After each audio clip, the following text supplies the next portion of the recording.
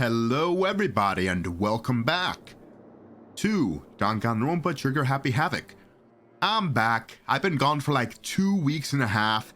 Sorry about that. For the first time in like 3 years, I got wicked sick from the Rona, and my god, that stuff messed me up ridiculously. I had like 3 days where I was just completely bedridden. Another 3 days when I was just feeling like crap in general, and then it started wearing off a little bit, mostly like headaches and stuffed nose and all of that junk. But finally I'm feeling better, so I'm back, and hopefully I can just return to my regularly scheduled programming of releasing like 2 videos per week at least, plus 1 stream. Anyways, we're back with the class trial. I've teleported back to my past self from like 2 months ago, but it wasn't Mondo. It was Hifumi and Taka that got murked in the last episode. We did an investigation. I obviously think that Hiro got framed because it's just so obvious. And I'm kind of highly sus on Celeste because she either lied to us and then she somehow discovered the body, even though Hina and what's-her-face, Sakura, were in the art room first. So that means she went straight to the back room of the art place and then locked the door from the inside when I checked it. So that's some bullshit right there, but we'll see. My intuition has been more right than wrong up to this point, and Celeste seems highly sus, which is a shame because I wanted to finish her social link. Anyways, whatever. Everyone had heard Monokuma's proclamation and they were gathered by the red door. And as soon as we were all there... Monokuma appears! What the hell is this? Oh, alright, Monokuma voice right off the bat. Hold on. Hello! Hello! Hello! He's multiplied? Wrong. Nope, not multiplication. It just looks that way because it's an illusion. I'm moving so fast it only looks like I've multiplied. Can you guys tell which one is the real Monokuma? Can we just get on the elevator already? Boy. You're not playing along. Stop talking. We're not here to play with you. Okay. Okay, fine. Hey! Then if everyone's here and ready to go, please board the pain train or elevator. I'll see you guys down there. Let's go. Okay then, shall we? Please. Hold on, I'm not mentally prepared yet. What the heck? You'll never be mentally prepared. You can't run away anymore, hero. You're gonna pay for your sins. Hina, you're in a blind fury right now. You need to like think. Actually, I don't blame you. You weren't part of the investigation, so you'll find out during the trial, whatever. What the heck? I told you already, I didn't do it for serious. That reminds me, did you ever find the other costume or the note?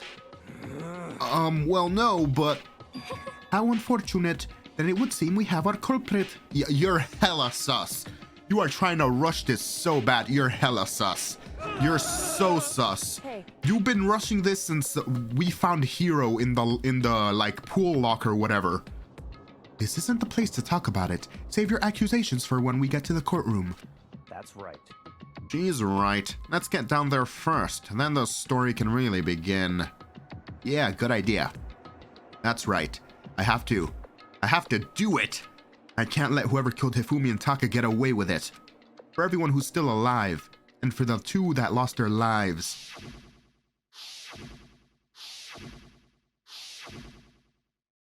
The one who killed Hifumi and Taka, the one who killed 2 of our friends. The killer is... someone right here. Oh boy. Alright, let's get in the elevator. I took one last deep breath and exhaled slowly. I began to walk towards the elevator. Once everyone was aboard, the doors closed on their own, and the steel box began to move. Into the belly of the beast. The clunking of the elevator kept us company as we fell further and further down. There was no going back. Until we settled all this, we couldn't go anywhere. I'm not sure how long it was before the elevator finally came to a stop. The elevator door slid open. opening up into a cruel fate.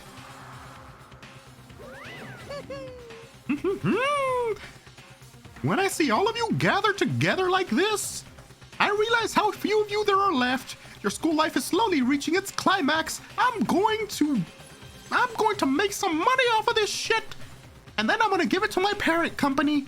Disney, I mean, not Disney. Just the worst. Only because of you. Why are you making us do such cruel things to each other? My first slip up. Why are you making us do such cruel things to each other? What? Well, what? Do you really hate me so much? But I'm so cute? Come on. Stop goofing around and begin the trial. Don't rush me. Of course I'm gonna start it. I would never be like, stay tuned for the action-packed class trial after this commercial break. I never hold out on you like that. Okay, let's begin. Get to your assigned seats. And so the curtain opened once again. A deadly, stop doing this shit. Stop it. God damn it. It's so annoying. All right.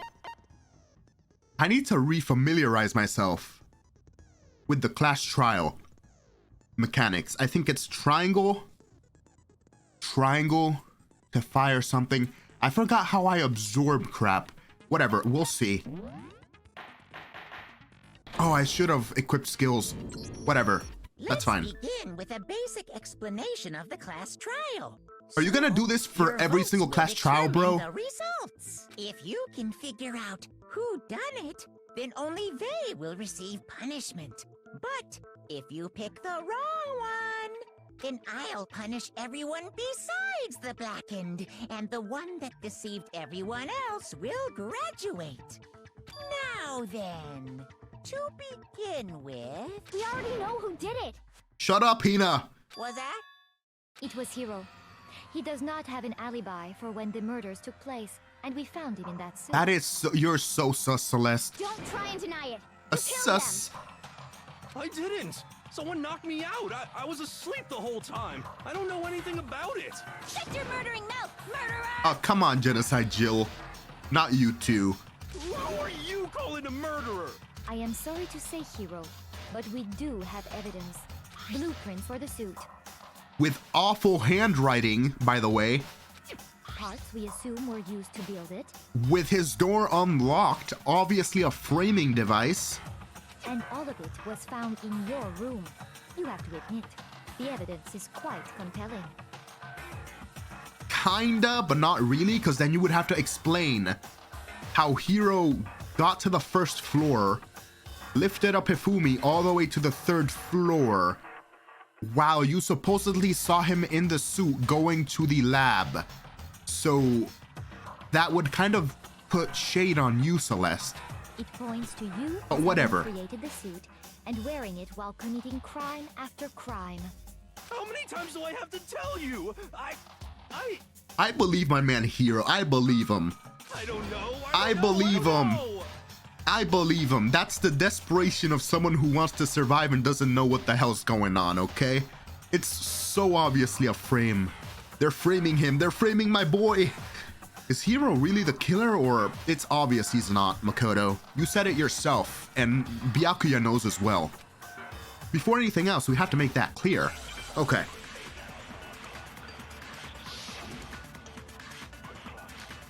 Robo Justice costume, Yasuhiro's message, Robo Justice blueprints. Everything we found in your room. So, hold on. The blueprints, the suit parts, they are all proof enough that you are the culprit. I don't know anything about that stuff. It's not true. It's a conspiracy. Hiro, why? Why did you kill them? No, just hold on a second. Huh. Compelling evidence that Hiro is the killer. Is that really true? Everything we found in your room.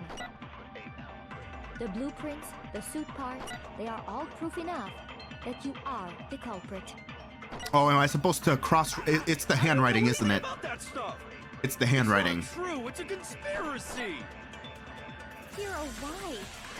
Why did you kill them? No, just hold on a second. Okay, it is the handwriting, right?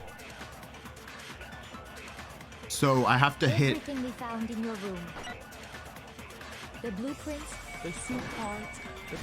Yep. No, that's wrong.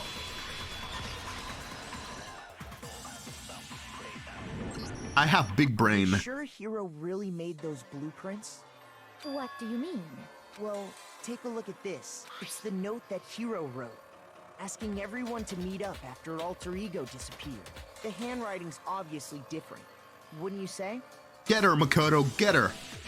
When you compare it to the blueprints. There's no way you could think the same person made both of them. It's so obvious. It's not even funny. Unless that person made it a point to disguise their handwriting. In their own unlocked room? That's so fucking stupid, Celeste. I am. You're stupid. No, the differences are bigger than that, I think. Come on! I'm not smart enough to think of trying to change my handwriting anyway. So Makoto, are you saying you don't think Hiro's the culprit? And he is not the only one. I think Hiro is innocent as well. Hell yeah, Bakula. That's what I'm talking about. Then who was in that Robo-Justice suit? Is it like Hiro said? Was there really someone running around in a second suit? The suspicious individual hidden within the suit. Go ahead, Makoto. Tell them who it was. What the shit? And of course he passes it off to me. I don't know. That's the only thing that's kind of stumping me. Who was in the Robo-Justice suit? The suspicious individual in question, the one that must have been in the suit, the Illuminati. Well, obviously it was Hiro, but he was like drugged. I got it! Other than Hiro, I can't think of anyone else it could have been. Obviously he was the one in that particular suit. And we never found any kind of second suit. But how can we prove that they were murdered by someone in the suit in the first place? It could have been anybody and they just passed it off as the person who was in the suit. So, like, we have no proof that they were murdered while Hiro was wearing the suit. Actually, we do have proof that they were murdered while Hiro was in the suit, but we don't have proof that Hiro himself in the suit murdered them. So that's the thing. Then there can be no doubt. Hiro is the prime suspect. Sure, I guess. That doesn't make any sense. You just said Hiro didn't do it. You can be a prime suspect but not have murdered someone, Hina. It makes perfect sense. Hiro was the suspicious individual in the suit, but he's not the culprit. So what you're saying is... That's right. The culprit in this case has nothing to do with being in the Robo-Justice suit. Get him, Byakuya, get him! What? Now that's a bold assumption. And what reason do you have to make such a statement? You do have a reason, yes. Other than the fact that Hiro was drugged and he was asleep for hours and couldn't have possibly done it? Of course. But before we get to that, there's something else we need to clarify first. So let's get that out of the way. Hey, stop trying to boss us around. Yo, shut up, Hina. You weren't part of the investigation. I don't think you have a right to talk that much, to be honest with you. All things have a proper order. So what is it? What needs to be clarified? We must clarify the method of transportation for Taka's lifeless body. No, can we clarify how the hell Hifumi was moved to the fucking 3rd floor in under 1 minute by the big-ass robot suit guy if they really think that's what happened? That's some bullshit. It would seem that his corpse was moved using certain particular items. Well, that's obvious. It had blood on the wheels, bro. Makoto, can you tell us what they were? Sure. The things that were used to move Taka's body, they must have been the repository dolly. I got it! There's still one more thing. The tarp that has the blood on it. I got it! They were a dolly and a tarp, right? What? So, let's see if I can explain. Why'd he snarl at me? Taka's body disappeared from the equipment room. And then we rediscovered it in the repository. And when we found it for the second time, it was wrapped in a blue tarp, right? It was the same tarp that, up until then, was stored in the equipment room. So the killer must have seen it there, and decided to use it when they moved Taka's body. That way, they wouldn't leave any bloodstains while they were moving it. Okay, that explains the tarp. And the dolly? Same thing.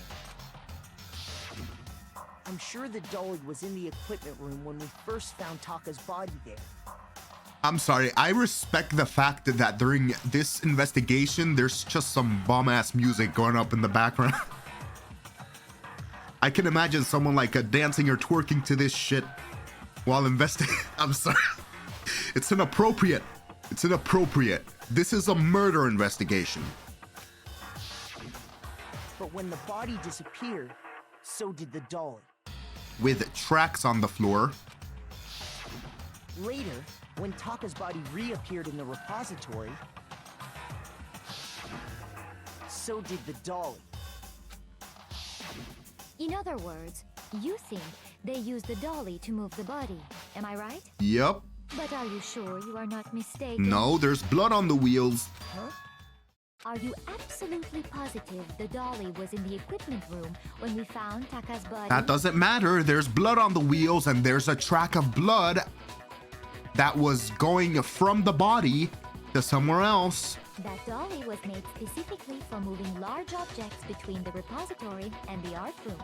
That doesn't mean someone didn't roll it. It's not like there's a fucking locking mechanic that makes the cart lock when it goes somewhere else.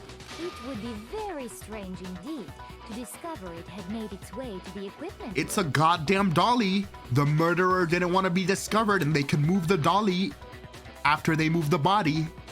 That doesn't mean they didn't use the dolly. Is it not possible that it was in the repository all along and you simply didn't realize it? What? She's raised an objection. How do you respond? That she's a stupid dumbass. There is no shame in being wrong. Nobody expects much from you anyway. Damn, what a bitch. Bro, I did your social link, Celeste. I didn't think you would be that much of a bitch to Makoto, to be honest. We have all accepted the fact that you rarely understand what is going on around you. Alright, you know what? I'm taking you down. You're on my shit list, effective immediately. Wow, I've never had anyone sound so nice while being so mean, but maybe I can change your mind. I can just explain to them why the dolly must have been moved from the equipment room to the repository. A new element has been added. Absolutely. Let's talk about reloading. Starting with this next bullet time battle, we're gonna add one more ingredient to the recipe. On the bottom of the screen underneath the tempo marker, you'll see your ammo count. Up until now, there hasn't really been a limit on how you destroy your opponent's statements, but from now on, just locking on and pressing the triangle button won't be enough to handle them. It will cost you 1 bullet to destroy a single remark. Once you run out of bullets, you can't destroy any more statements no matter how locked on you are. However, you can reload by pressing square. Just like locking on, you have to press square in time with the tempo marker. Basically, just remember that the square button now has a function along with the X and the triangle buttons. You will automatically reload at the start of fever time and your ammo will not decrease. Oh, but if your action difficulty is set to gentle, you won't— shut up, that's for scrubs. In which case you can ignore everything I just said. Well then, good luck and have fun. Oh boy. Alright, let's go. You have it wrong. I cannot agree. You are a fool. So pathetic. Lies will get you nowhere. Do your worst. You miserable wretch. I cannot agree. You are a fool. Do your worst. You have it wrong. I cannot agree. You are a fool. So pathetic. Lies will get you nowhere. Do your worst. You miserable wretch. I cannot agree. You are a fool. Do your worst. You miserable wretch. Get good, you scrub. I cannot agree. Get wrecked. Get wrecked. Thought you could get me with that shit? I play rhythm game. I play Hatsune Miku. Get out of You're here. asking for proof that the dolly moved. I have it right here. The obviously bloody wheels. When I found the dolly in the Dumbass. repository, one of the wheels had a blood stain on it. There was a pool of blood in the equipment room with a tire mark in it that matched the dolly wheel's tread. The killer probably rolled the dolly through the blood on accident as they wheeled the body out of the room. And as the blood dried on the tire, they moved the body into the repository. So there's my proof that the dolly was used to move Taka's body. Even if the dolly wasn't used, they still moved the goddamn body. Like, we saw it. It was in the physics, the body was in the physics room, and then there was a tarp around him, or under him, in the art room repository. So, like, either way, the body has been moved. It doesn't matter. Dumbass, get good, you scrub. You're very, very, very suspicious now, Celeste. I think you did it. Jeez, does Celeste really hate me that much? Nah, she just can't stand losing. Well, anyway, that was just something we had to get out of the way. Let's get back to the main subject. Yeah, the subject of how Robo Justice didn't do it. Because if it's not a killer robot, then... You've been being a total awful person to Hiro. What kind of robot is it? Bro. Go back to eating your donuts, please. I'm not sure that really matters. I'd be happy to explain why the occupant of the suit couldn't possibly be the killer. Please bring up the fact that he was drugged. If you look back on how the body was transported, it will become immediately obvious. What do you mean by that? If I look at how the body was moved, it'll be clear why the person in the suit couldn't have done it. What does he mean by that? Ha. Robo Justice costume, repository dolly, Robo Justice blueprints. As we know, Taka was killed in the equipment room. And from there, the body was moved to the repository, correct? Yeah, the culprit wrapped the body in the tarp, then loaded it onto the dolly and wheeled it off, right? Now, keep in mind that the dolly doesn't have a handle. Well, yeah. But even without a handle, all you'd have to do is bend over. Oh crap! You can't bend over! Then you could push Damn the it! dolly, no problem. No, you can't bend over. The killer just crouched down. We established that in the locker room. If you accept everything we just said, then you must realize that... How do I fast forward? Circle. Hey, Hogwarts Legacy. Possibly. Sorry. So you can't bend over. That's the... So the person in the suit couldn't possibly have moved the tarp, less alone, or god damn it, not less alone, let alone a big ass Hifumi up the stairs. So there's that. Taka was killed, and from there. Yeah, the cop then loaded it onto the dolly. Now, keep in mind... Well, yeah, but even without a handle, all you'd have to do Get good, you scrub. No, that's wrong. No, that's wrong. You can't even bend your knees. You're absolutely right that you could push a dolly without a handle if you stoop down low. But if you were wearing that suit, do you think you could actually get into a position like that? What do you mean? Did you forget already that you tried on the suit and you couldn't bend at the knees? Think back to what you said when we were all checking out the suit together. Remember? I'm blind as a bat in here. Can't see my feet at all. I'm surprised you got anywhere in this thing. I'm telling you, it wasn't me. And not to mention, you totally can't bend at the waist. Seems like a pretty obvious oversight. That. Can't bend at the waist, not the knees. My When bad. you're in that suit, not only can you not see your feet, but you can't even bend at the waist. Which means you couldn't possibly bend at the waist to move a big ass dolly with a dead body on it. Am I right about that? Now that you mention it, yeah. Apologize to Hiro right now. God damn it. It seems like it'd be awfully hard to push that dolly if you couldn't bend over. Well, what's to stop you from simply pushing the dolly with your feet? Maybe the dead body that you don't want to roll off the dolly wrapped in a tarp? When you can't even see your feet? You really think someone could kick the dolly all that way? Yeah, it'd be totally impossible. Not that I can say for sure myself. On top of that, if you were wearing such a rigid, cumbersome suit, it's very unlikely you would have the dexterity to go about wrapping the body in a tarp. Why would the killer make a big ass robo suit instead of just wrapping themselves in some like clothing, a mask and all that shit that obscures their hair instead? That's such a waste, especially when you can't even move around in the thing. So stupid. Well, I mean, isn't that just a matter of taking off the suit when you're ready to move the body? Why even bother? at that point, why even bother? I'm gonna kill somebody in a suit. Then I'm going to take off the suit, leave it there, and then I'm gonna wrap the body in a tarp, move it to another place where everybody can obviously see me moving a dead body. That makes no goddamn sense. Why would you make the suit in the first place? That's so stupid. There's absolutely no chance that the costume was taken off just to move the body, because you can't take it off by yourself. The clasp on the back. Taking off the suit was an option. If you remember, I don't know what's up with this thing, but I can't actually get it off. A little help? Why would you make something that you can't take off by yourself? I didn't make the stupid freaking thing. There's a clasp on the back that's keeping you from getting it off. Looks pretty sturdy. I don't think you can get it off on your own. Oh yeah, Kyoko hasn't spoken yet, huh? We don't really have a choice. Let's help him. That's true. It seems impossible to put the suit on or take it off without help.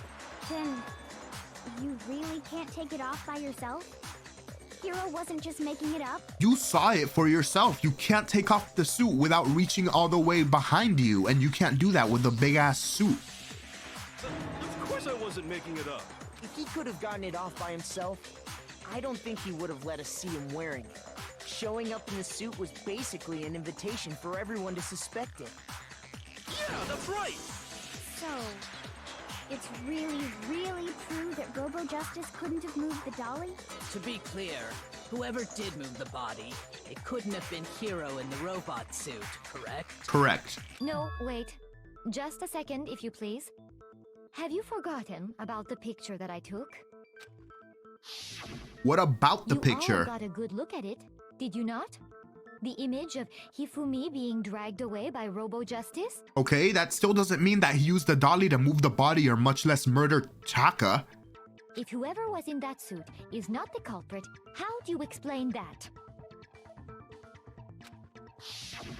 Besides, do you remember what the now deceased Hifumi said? Yeah, that's the thing, Hifumi, what he said. Alright, how did you get hurt? That guy hit me. What guy? Robo Justicer, that's what I decided to call him just now. So long as those facts exist. Oh, that's some bullshit. I didn't notice that. Hold on a second. The Robo Justice blueprints have the name Robo Justice on them, right? So the creator of the suit knew the name of the costume, and Hifumi said that that was the name of the costume and that he supposedly came up with it on the spot. Did Hifumi make the costume? Because he couldn't possibly know the official name of the costume made by somebody else unless he made it, right? Am I big brain here? Am I big brain? Is Hifumi a... What? Is Hifumi lying? Did Hifumi lie before he died? Was Hifumi in on it? Because if so, then I could see why he would say Hiro's name and be lying about it. But then what does he get out of it? That's the thing. What does he get out of it? It makes no sense. The individual inside the suit and the culprit are one and the same. It was Hiro, without a doubt. Yeah, that's gotta be right. That makes no sense. The evidence says that makes no sense. Hold on a second! That evidence says that makes no sense. For all you guys know, that could have been an empty costume. It's still far too early to reach that conclusion. Besides, there's no hurry to decide who did it before we rush to a verdict. Shouldn't we explore every single possibility? Yes, please. Talk some sense into her, Kyoko. Instead of seizing on one viewpoint, the truth is uncovered by analyzing things from every angle.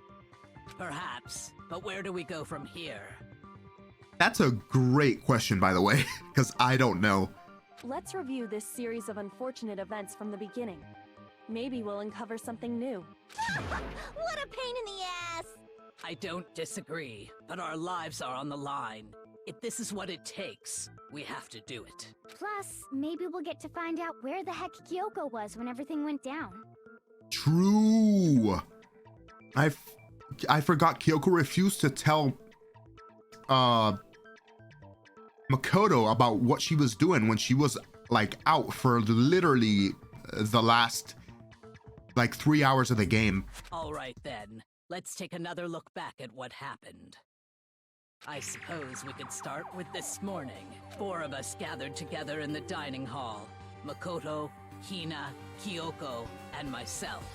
And Bakula was probably running away from Genocide Jill's simping ass. We waited there for quite a while, but nobody else showed up, so we went to look for everyone. That was around 8 a.m. And as soon as we split up, Kyoko went missing. Soon after that, Hina found Celeste in the rec room and quickly came to get Makoto and me. It seems I was unconscious for about an hour after I was attacked by my mystery assailant. Wait a second. Wait a second.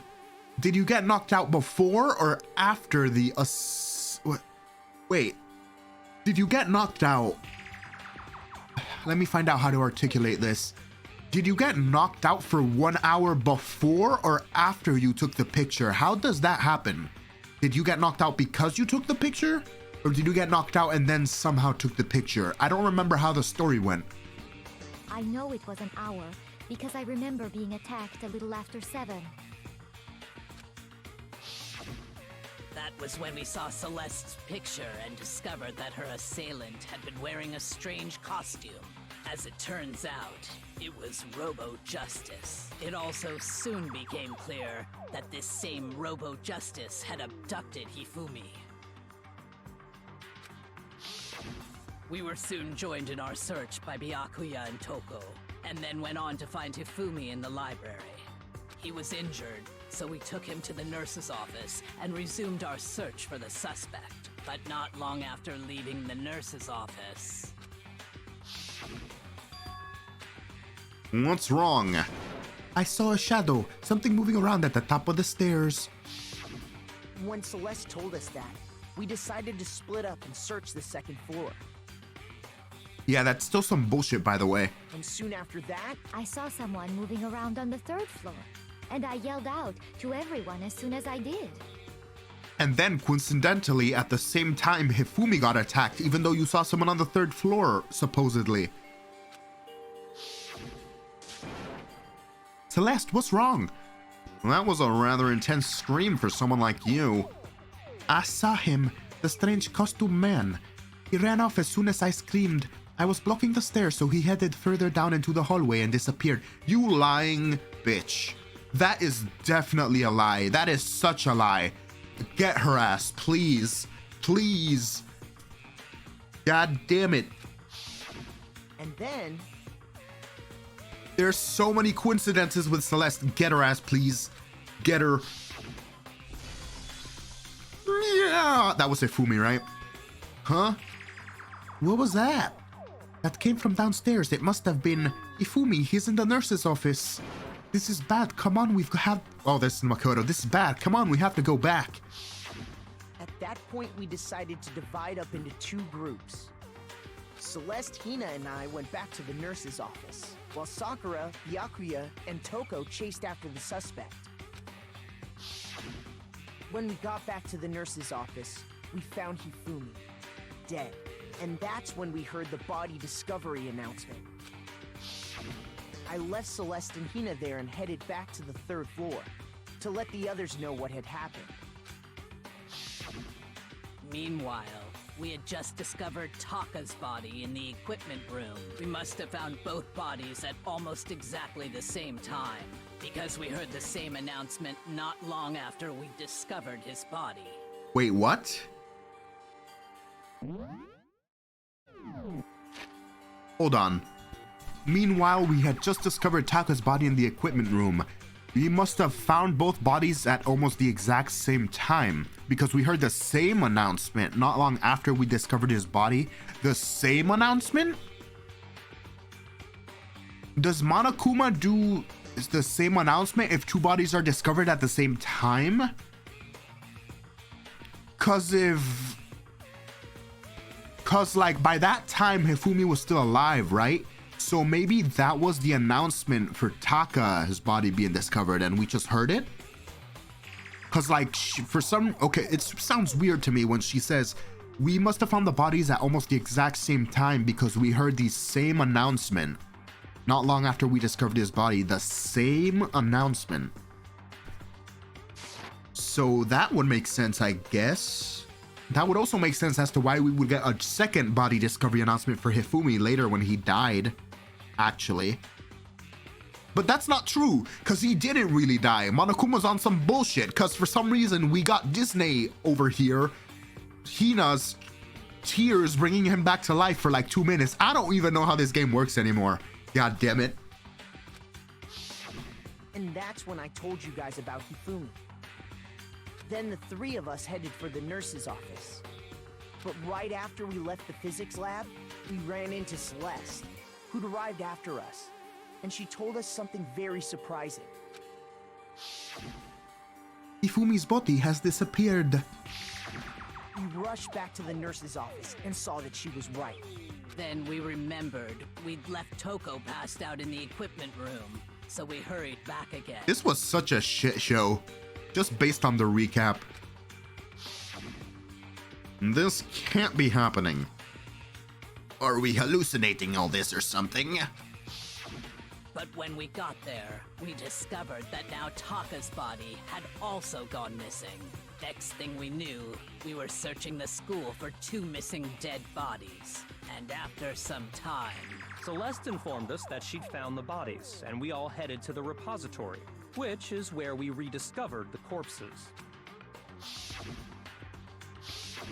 I think that about covers it. I see. The whole thing sounds exceptionally complicated. It does. It definitely is, actually. It certainly seems to me that these are not a simple series of connected events. Yeah, because someone decided that they wanted us to be separated for a lot of it so that coincidences happen. And some bullshit coincidences happened that were really, really coincidental. Like a big-ass Hifumi's body reportedly being gone after 1 minute of going to the bathroom. Uh-huh. Okay, well, if that's true, then what? Rather than a single series of events, I think we have to consider each murder a separate situation.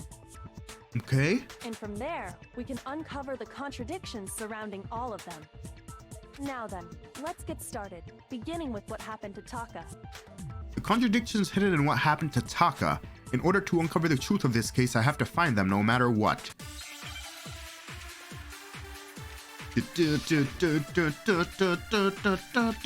My balls are tingling immensely and I need to solve this case unless they keep tingling. I'm sorry. So, regarding Taka's death, I wonder if he died before he Nope. Broken wristwatch. Time. Time. We already know what order they were killed in. Taka came last. What makes you say that?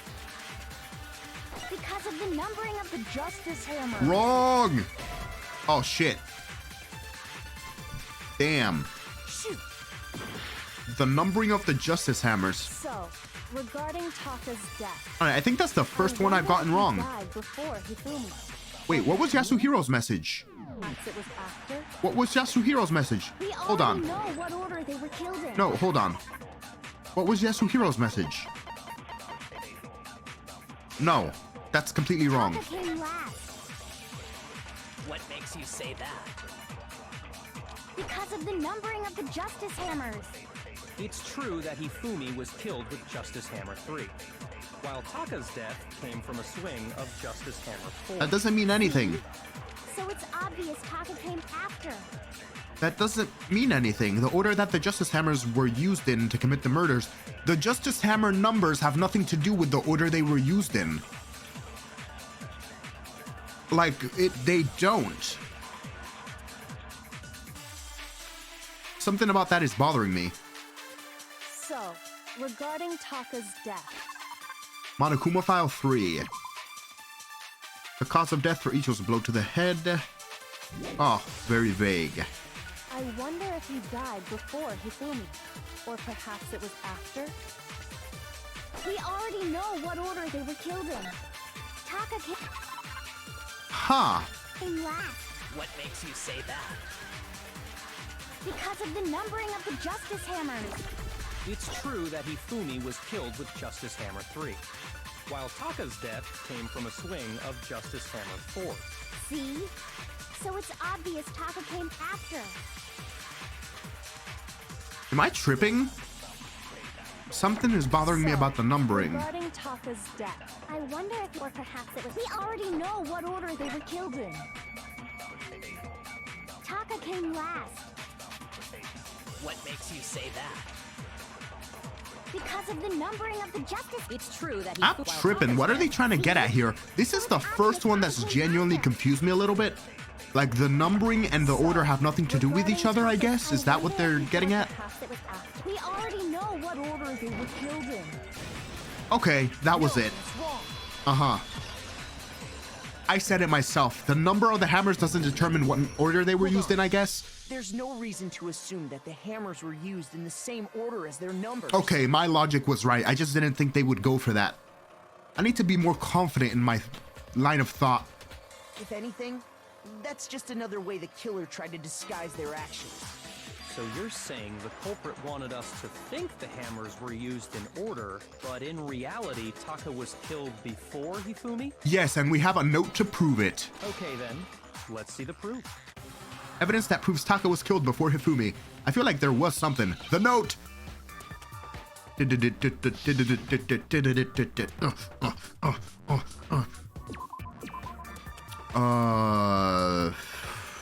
Bruh?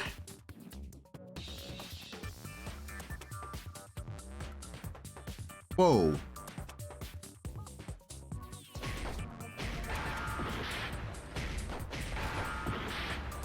Oh, I'm dying.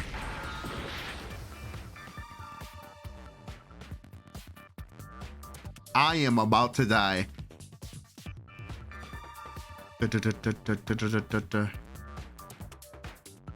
Can I get?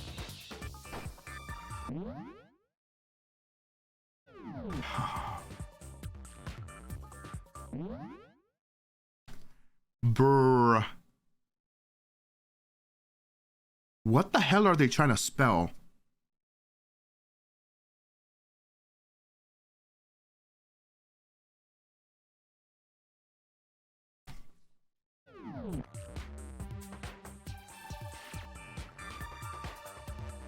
What are...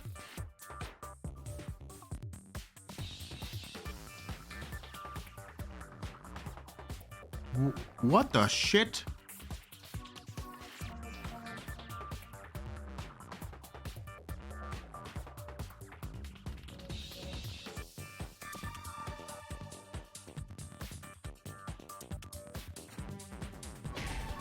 I already went for...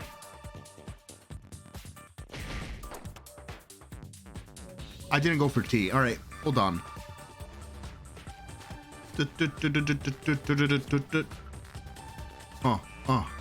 Oh.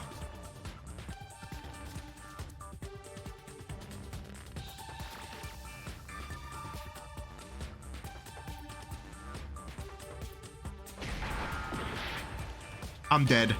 I'm dead.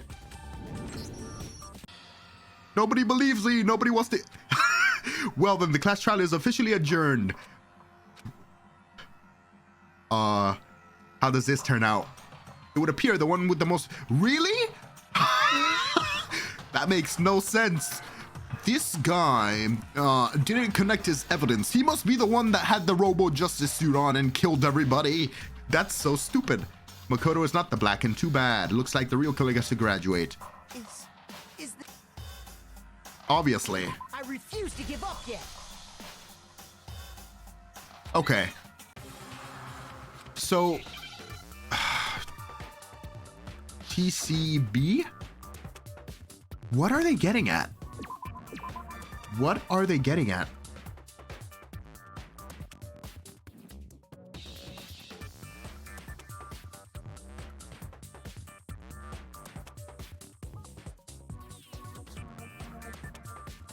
Am I tripping? I think I'm tripping.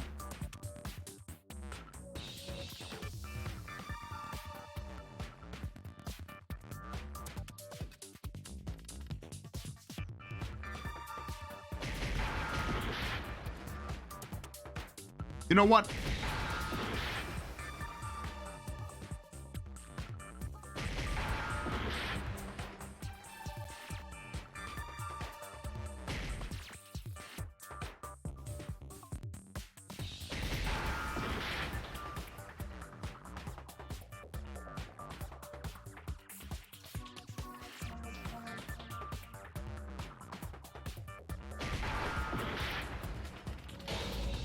So hold on. Real quick. Let me check my evidence. Let me check my evidence. Okay, hold on. Truth bullets.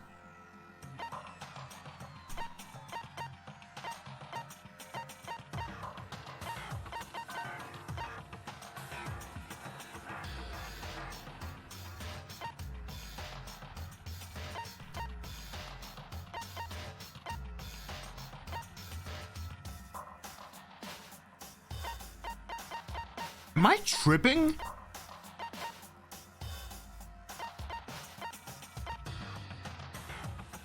Oh.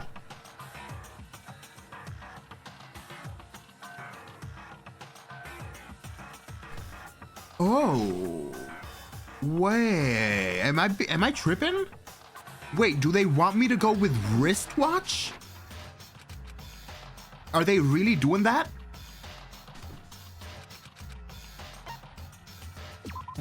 That is so stupid, game. Just make it watch. Why does it have to be the fancy way of saying it? Just say fucking watch. That's so counterintuitive. It is okay. All right. That is so stupid.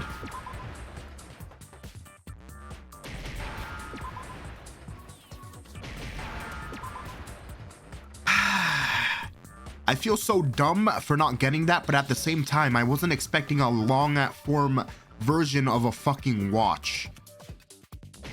That was so annoying.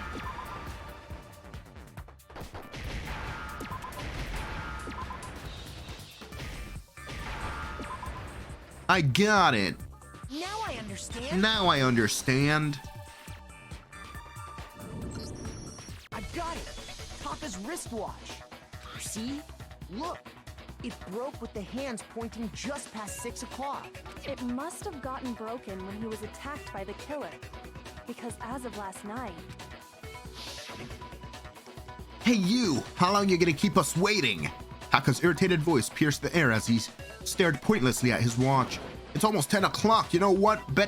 Bedtime for all the boys and shut the... I'm sorry. I don't want to read that anymore. If it wasn't broken after 6 last night, then he must have been attacked around 6 this morning. And that would be his official time of death. But if that's true, then he was killed well before Hifumi. You're right, Sakura. You know what that would be? Premeditation. And before Celeste was attacked this morning, which happened around 7. Extreme premeditation. That's right. Taka was killed before any of the other incidents took place. That's so stupid, by the way. He couldn't get a wristwatch to link the time of death to someone. He must be the killer. That's so funny. That simple fact slipped past all of us. We made the wrong assumption about the order of events, all because of those justice hammers. That's exactly why the culprit wrote the numbers on each hammer and had them increase in size. That way, when we saw how they were used in each incident, we'd easily make that wrong assumption. GG, killer. Now, if Taka was killed around 6, then everyone's alibis for his murder go out the window. Because when he was killed, we hadn't met up in the dining hall yet. Everybody's the murderer.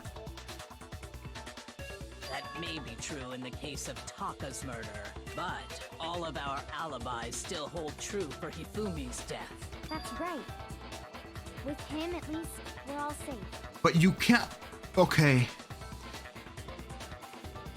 You still can't prove that the guy in the Robo Justice suit was the one who killed Taka still.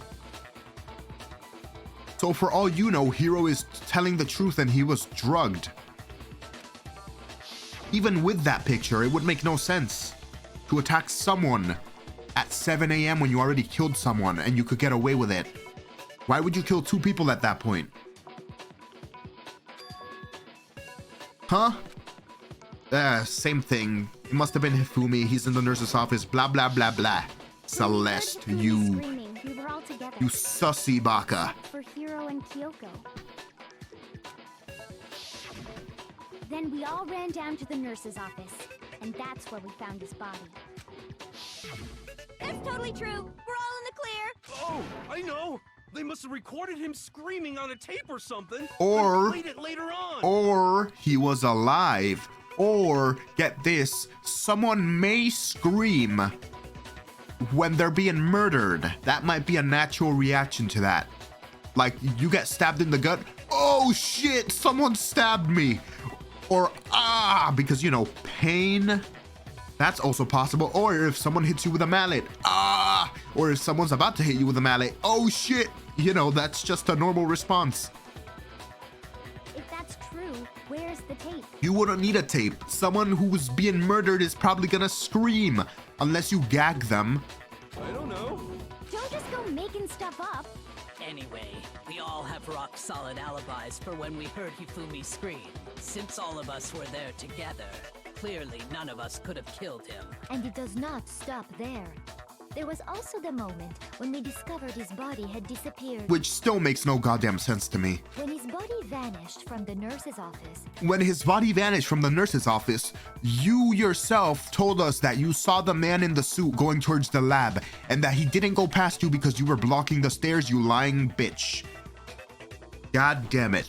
Hina and I were in the bathroom together, while everyone else was in the equipment room, correct? And then there's the disappearance of Taka's body from the equipment room. At that time, we were all gathered together in the nurse's office because of Hifumi going missing. I think I'm getting it. Something here. So, if Hifumi was alive, because I think he was definitely alive when we found him in the nurse's office. Because Hiro wasn't there. Hiro wasn't there. He was drugged and stuff. And Celeste was with us. Or rather in the bathroom or whatever. Even though it doesn't matter. Let's say Hifumi got off himself. Which I thought he might have been alive after that. Even in the last episode. Because I didn't think anybody can move his big ass body up the stairs to a third floor in under 1 minute. But if Hifumi was alive, and if he was working with Celeste because of the last thing that was discussed, then he could just move the body himself, right? But like I said, what would he even get out of it if he lied about who killed him? I don't get this. Like, he gets nothing if he dies, and he gets nothing even if he was an accomplice, because Monokuma wouldn't give a shit. Well, don't forget, I was passed out in the equipment room the whole time. Wait, then what if Genocide Jill did it? She could have dragged Taka's body out of there right then. Even if she could pull that off, there's no way she could have done the same with Hifumi's body. Because, as we just established, she was passed out in the equipment room when his body disappeared. Besides, I didn't do either of them anyway. In other words, it is impossible that any of us could have killed Hifumi or moved either of their bodies. On the other hand, Hiro and Kyoko had disappeared, so they most certainly could have done those things. So what now, Kyoko? For now, we can't get fixated on who did it, or we'll just keep going around in circles. So instead of who, I propose we start talking about how. In particular, I think we need to figure out how Hifumi's body got moved. That's true. We searched everywhere, but we couldn't figure out how to explain his body disappearing. And according to what Celeste said, We could not have been gone for more than a minute or two, though. So then the killer was able to get in and move Hifumi's body in that short amount of time? It would seem so. Bullshit. his body apparently disappeared in the 1 minute her and Hina took their eyes off of it. But to carry that much weight from the first floor up to the third in that short amount of time? And without anybody seeing them, even though that was the only staircase? That's some major bull, by the way. Oh, Oh man, yeah. There's no way. It'd be impossible. Especially for someone who couldn't bend at the waist. Well, what if I told you there was a way to make the impossible possible? What are you, genie? What? How? If the dead body were to move itself. He was alive, yeah. The dead body moved on its own? No, not another ghost. Yeah, I figured that during the investigation, because that's the only way it would make sense. And that's the only way the glasses being wiped would make sense, because if the killer moved him, there would be no use for wiping off his glasses. He's not the one that needs to see. Like, the only one who would benefit from Hifumi's glasses being wiped is Hifumi, if he wanted to be able to see through the halls when moving. I don't think it has anything to do with the occult. I think what she's implying is we thought Hifumi was dead, but perhaps in reality he was still alive. He was alive? And the body discovery announcement confused us even more, because we found Hifumi at the same time they found Taka's dead body, right? That's why what Sakura said sounded off to me.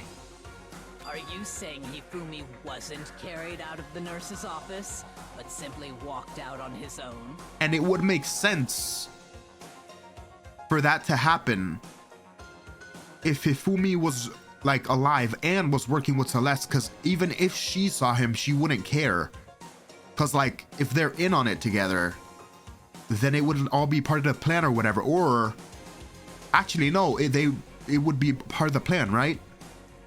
But then I still don't know how Hifumi would benefit from that. That's the thing. I don't know why he did it. If he's an accomplice, I don't know why in the 7 Shades of Hell he would do it. It makes no sense. There's no motivation. Unless, like I said, he was a major simp. But man, I had like 50% respect for Hifumi because he drew that good hentai. And if he turns out to have been simping, then bro, I would lose all my respect for Hifumi, to be honest. That would suck. But I mean, we found his body. He was dead. Perhaps he was simply playing dead. That it isn't possible. Why isn't it possible, Celeste? The idea that Hifumi was still alive, is it really possible? Yes, it is. Please give me the wipe down glasses as the argument. Please. Oh, never mind. Damn. Are you saying that when we first found Hifumi in the nurse's Celeste's office, account? there's a chance he was actually still alive? No, it is impossible. Why? Hifumi was dead, without a doubt. How do you know? And you know that how? Surely you heard the body discovery announcement along with the rest of us. Hifumi's dead body had been found. And that is why the announcement was made.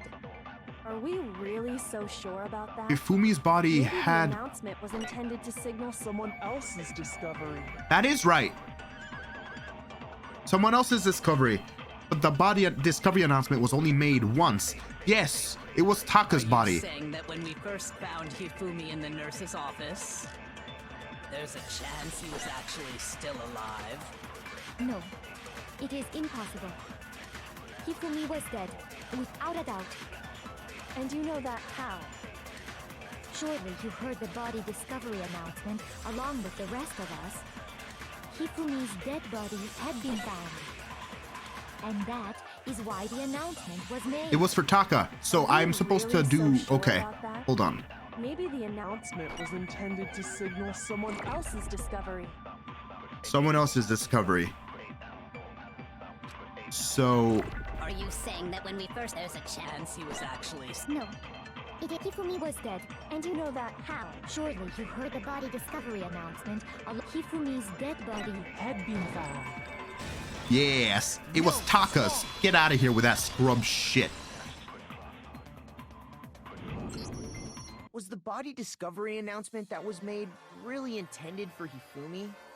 Of course it was. The announcement played right after we discovered his body. But according to Sakura, they found this body at the same time that we did. Just about. So if they found it, that would make sense. Why the body announcement played out at the same time that we found the body if they found Taka's dead body. Maybe. But that was also the same time that Taka's body was found. That's right. It wasn't long after finding his body that we heard the announcement. So there's a good chance we've made a mistake in there somewhere. I think we've confused whether the announcement was for Hifumi or Taka. Yeah, baby. First of all, if 2 bodies had been found, there really should have been 2 announcements. Maybe Monokuma simply got lazy and rolled them together into one. Why are you trying to say that? Monokuma's right there. He's going to bitch slap you. He's right there. He can do... What do you say, Monokuma? Any comment? Well, it's a very sensitive issue. Speaking so I of can't body go into discovery too much announcements, you detail. little shit bear. How do you do them? How do you do them? Do you do it when a person's heart stops beating? Or do you do it when you just see someone lying on the ground with fake blood? How do you fuck it? Speaking of fake blood, if he was pretending, how the hell did he have blood? How did he have blood? But yeah, shit bear. Shit-faced bear motherfucker. How do you do your body discovery announcements, goddammit? Do you do it when the heart stops beating? Or do you do it when you see someone lying about and think they're dead? Cause that's hella inaccurate, bro. Cause he came back to life for like 2 seconds. That's some bullshit. But what I can That's some say bullshit. about the body discovery announcement is that it's only broadcast when 3 or more people find a dead body for the Lies. first time. Lies. Cause when Hifumi's played, he came back to life. You lie. How does that happen? Is that just a one-off thing? I hope that's a one-off thing, because that suspension of disbelief, bro. That ruins so much crap. That didn't answer our question, man. We were asking if you're a lazy bum. No, actually, that was plenty. Huh? He said it's only broadcast when a body is discovered for the first time, which means... Hifumi's played again. Or Hifumi's actually played when he actually found his dead body for the first time, which means the first announcement was for Taka. Even if we find the same body Excuse again me. later, I need to drink some water. we'll Hold on. make the announcement again. If that's true, then why was the announcement made again later on? Because Hifumi was actually dead. Actually, not actually. That goddamn Disney movie shit. Huh? Later on? Exactly. We heard the body discovery announcement twice. The second body discovery announcement. The first time it played was when we found each body in the nurse's office in the equipment room. And the second time was when... just after Hifumi's... What are you talking about? Shoot! Wait, what are you talking about? That's exactly what happened. Toko... Before. Oh, it's before. That's some bullshit. I got it! Technicality right there. We heard it a second I'm time in annoyed. the repository when we rediscovered the 2 bodies. Ding dong, a body has been discovered!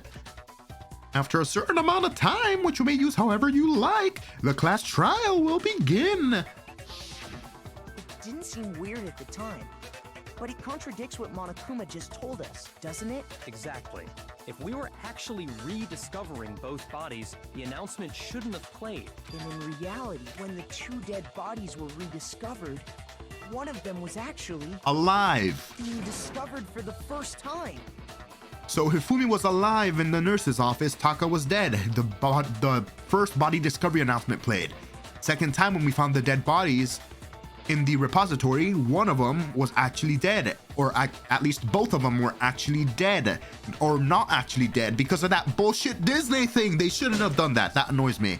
I'm annoyed if you couldn't tell. So, when we found Hifumi the first time in the nurse's office, meaning he wasn't actually found dead until we came upon him in the repository. And that's just part of it. There's one other thing that leads me to believe he was still alive in the nurse's office. The glasses thing. Oh, I know! Because he was super good at playing dead! Bada bing, bada boom! Shut up. That is the worst logic I have ever heard. It is. I agree with you on that. But honestly, I do not think there's anything that can prove he was still alive. Okay then, let's take another look at the events surrounding the discovery of his body. Then it should become clear whether he was really alive or not. This whole thing is pointless. Shut up, Celeste. You're the most suspicious person here. There has to be proof that shows Hifumi was still alive. I have to find it and show it to everyone. Make your argument. Hifumi's glasses. That's it. Hifumi's glasses. So here's one thing we do know. The first time we found Hifumi's body was in the nurse's office. And then, while me and Celeste were in the bathroom, his body disappeared. And the next time we saw his body, it was in the repository. But when you compare his body before being moved and his body after being moved, other than the change in how it was positioned, there was no notable difference. Wrong! Get good, you scrub!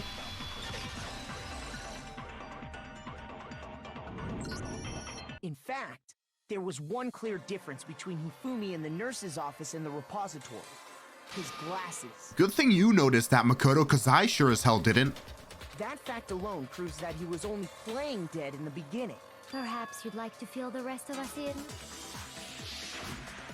When we found Hifumi in the nurse's office, his glasses were covered with blood. But when we found him again later in the repository, they were spotless. And I found the item he used to wipe them clean in the nurse's office trash can. The evidence I found in the trash can in the nurse's office was... glasses cleaning cloth. I got it! It was a glasses cleaning cloth featuring a certain cartoon mascot. One of his favorite, in fact, if you would recall from him ranting about his camera. One look at the bloodstain on the cloth should make things clear. This piece of cloth was used to wipe Hifumi's glasses clean. True, you usually use the edges of the glasses cleaning tissues to clean the lenses, because that makes it easier to grab. And the mascot on the cloth is the same one that's on the digital camera, right? Also true. And whose digital camera was it? Hifumi's, of course. The character was Princess Piggles from Demon Angel Pretty Pudgy Princess. You don't have to say it, to be honest. I highly doubt anyone but Hifumi would have brought something like this to school. I see your point. And the only people here who wear glasses are... Hifumi and Toko.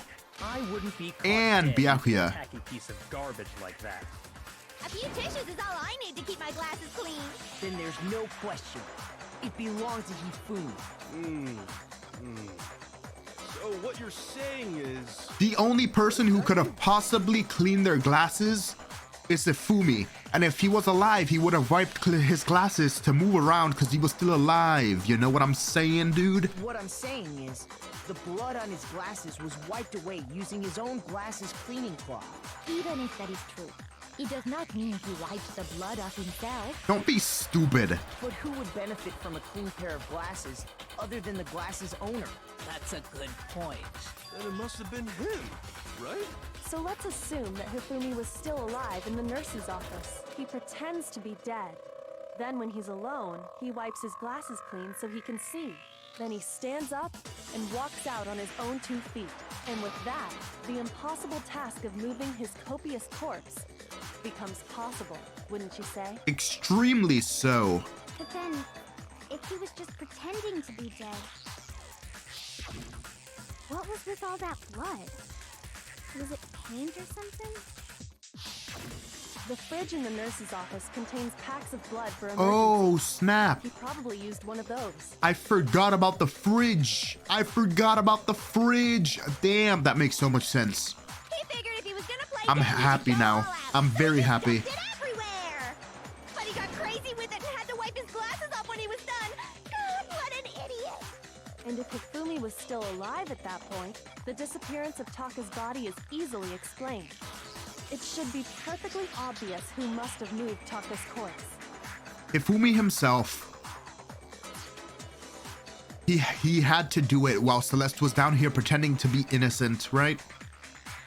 Celeste is shady as hell. I'm gonna assume it was her. It was definitely her, actually. Too many goddamn coincidences. I'm still on that shit. I got it! It could only have been Hifumi. While we were all gathered in the nurse's office, he went to the equipment room and took Taka's body. That also explains how the door to the repository got locked. The door was locked? Well, Wait, after the bodies disappeared, we all went looking for them, right? wait. That makes no sense. That makes no sense. That makes no sense, though. That's not how that happened, right? Because let's say Hifumi wiped his glasses off, right? And then he went upstairs to the 3rd floor to move Taka's body with the dolly. And then he went to the repository. How did he die? And then not only that, how did the door get unlocked if nobody else was in there with them? That's not a possibility. So it was either Celeste was in there, and then when she thought she could come out and tell everyone she discovered where the 2 bodies were, she unlocked the door. Because otherwise, there's no way Celeste was able to, or was going to be able to unlock the door from the outside and then find the bodies. Especially when Hina and Sakura were there in the first place, before everybody else was there. So, like, contradictions here. So me and Sakura headed for the repository. But when we got there, the door was locked. Exactly, and you didn't see Celeste, did you? And the repository door can only be locked from the inside. Did she just bring up the point I made and I just took 20 million hours? Okay, never mind, she didn't. Which means when Hina and Sakura got to the repository, someone was already inside. And it could only have been Hifumi, No! who just finished stashing Taka's body there. No! He convinced us all he was dead, and when he saw his chance, he dragged Taka's body to the repository.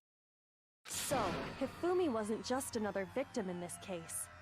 He was one of the assailants. I still don't know what his motivations were, but can we go back to the whole repository thing?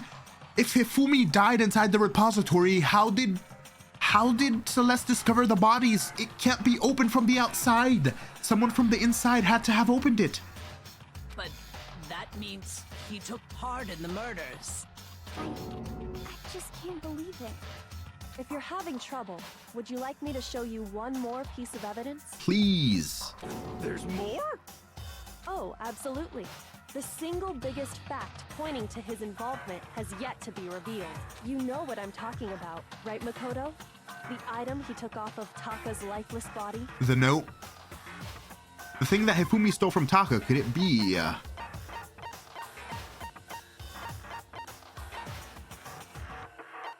The note. I got it! You're talking about the note Hifumi had hidden away, aren't you? Hidden notes? That's right. We found it stuffed in his pants. What? In his pants? Yes, his pants. Yes. His cloud pants. His fluffy pants. Yes. His pants. Why'd you say it like that, Sakura? Okay, well, forget about the pants for now. Take a look at what the note says. I found a hole maybe we can use to escape. Monokuma can't find out, so don't tell anyone else for now. Let's meet in the equipment room at 6 a.m. That's the note I was telling you about. The one that told me where to go. Huh? Wait, this one's a little different. In my note it said, Monokuma can't find out, so don't tell anyone else for now. Let's meet in the rec room at 1 a.m. You're right, Yasuhiro. You know why that is? Because the killer lured Taka to kill him before they got the chance to give you the note. I see. Then this note isn't the same one Hiro got. It's not the same? In other words, the killer got in touch with another person besides Hiro, and that person could only have been... Hifumi's pants! Taka. I got it! Sorry. Hifumi's That's pants right. were contacted. Yes. Hifumi's pants were contacted because they wanted another assailant to murder someone else for them. So they chose Hifumi's pants to bonk someone with a hammer over the head. The killer used this note to draw out Taka and murder him. Hello? Over here! Shut up! Objection! Objection! No objection. I don't really understand what's going on, but Hifumi had that letter, right? Yes. So whoever wrote it wasn't drawing out TikTok, they were drawing out Happy! Just to be clear, TikTok is Taka and Huffy is Hifumi, right? Ugh! Yes! Why must you ruin it every time? Honestly, I'm on Genocide Jill's side with this. Don't explain stuff. That's stupid. That was obvious. Man, Genocide Jack is seriously scary. No, she's not. She's goofy. I can't let her get to me. Are we doing another... Nope. This is a normal. I thought we were doing another bullet time battle. Blue Tarp, Hifumi's glasses, spotless hammer. Huh. The note, right? Then the person it was intended for must have been Happy. That's not what... God damn it, stop spinning. Remember what the note said. What time did it say to meet? 6 a.m.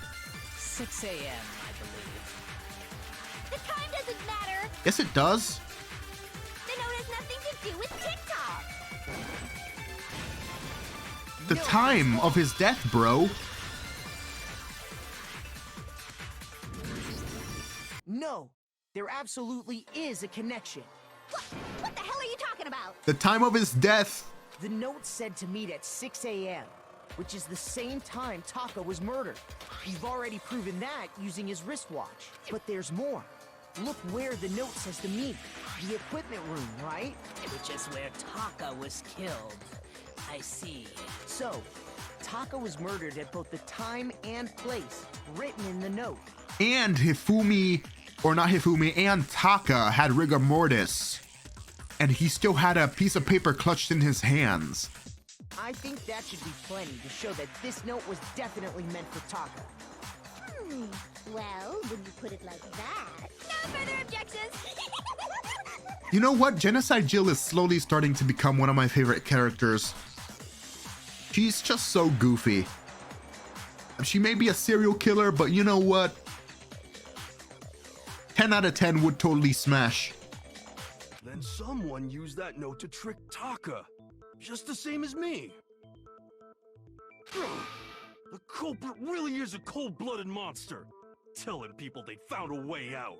But if they gave the note to Taka, what was Hifumi doing with it? He was an assailant. He was obviously trying to hide the evidence. Stuffed down his pants, no less. Most likely, Hifumi stole it off Taka's corpse after he died. Huh? He stole it? Yeah? That's what you're hung up about? The dude murdered Taka. Or did we go over that yet? I'm assuming he...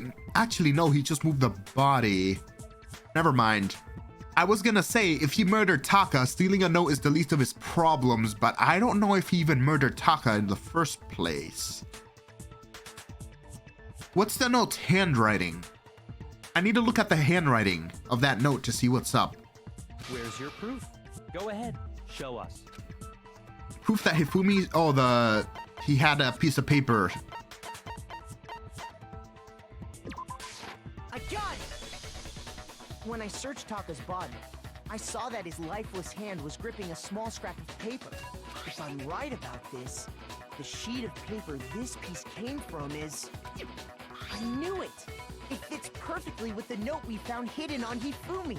Then Taka's scrap and Hifumi's note. Yup, they're from the same piece of paper. Hifumi had the note meant for Taka, while Taka's corpse still grasped a small piece of that note. Actually, it doesn't even matter if Hifumi murdered Taka, because the fact remains he was an assailant, he moved the body, he wanted to hide the evidence, so he just took the note. So, There's only one way to explain it. even if Celeste was the one who killed Taka, it doesn't matter. Taka died clutching the note. Hifumi tried to free the note from its death grip, leaving behind only one small scrap. Did I get all that right? Yep. That means Hifumi knew the note was important. Exactly. Which proves that he was an accomplice in the murder. Whoa, yeah. After seeing all this, Hifumi was super involved in this whole thing for sure. Yeah, bro. Give me a high five.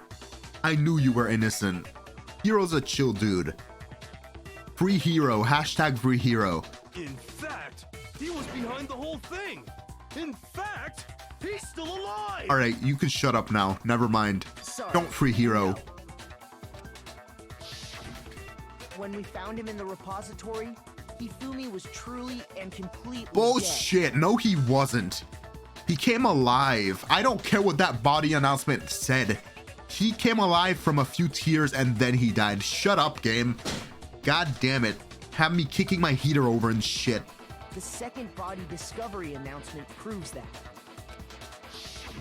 So then, who killed Hifumi? That's what I'm saying. The person who killed Hifumi is the same person that was in there in the repository with them and then unlocked the door from the inside. Hey, Hogwarts Legacy again. How you doing? Whoever did is the mastermind. He was killed in the repository. So he must have been killed not long after transporting Taka's body. Exactly. So, he must have been killed after Taka's body vanished, but before we found both bodies in the repository. Uh-huh, keep going. During that time, we'd all split up and were searching for Taka's missing body. In other words, during that time, none of us have alibis. Wait, but me and Sakura were together. Stop trying to steal the spotlight, you stupid walrus! Who are you calling a walrus? Anyway, when they were killed bothers me too. But there's something that's been bothering me even more. And what might that be? The weapon they used to kill Hifumi. The weapon? Yeah, because I mean, according to the Monokuma file, the way Taka and Hifumi were killed was almost the same, with them having similar fractures and all. True, so it must have been another hammer, but there was no hammer in the crime scene, was there? At least I don't think so. But Justice Hammer 3 and 4 were still laying around in the nurse's office and equipment room, right? True. So if Hifumi was killed in the repository, the culprit would have had to grab one of the hammers, kill Hifumi, then put the hammer back where they found it. Oh.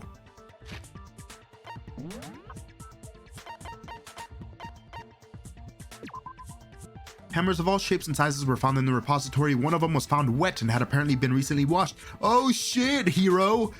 You goddamn sly dog, you. You found the murder weapon. Someone killed someone with it and washed the hammer and then put it back before unlocking the door and going out to tell everyone they found the bodies. Wouldn't that be quite the quinky dink? But wouldn't that be seriously risky for him? I'm surprised. It seems there's some semblance of a brain knocking around that skull of yours after all. Same, bro. I was surprised too. Hell yeah, it's packed in there good and tight. That's what I'm talking about. He's right, though. I don't understand it either. The Monokuma file makes it clear that they were killed using similar instruments. So the hammers. But if the hammers were already laying around those other rooms...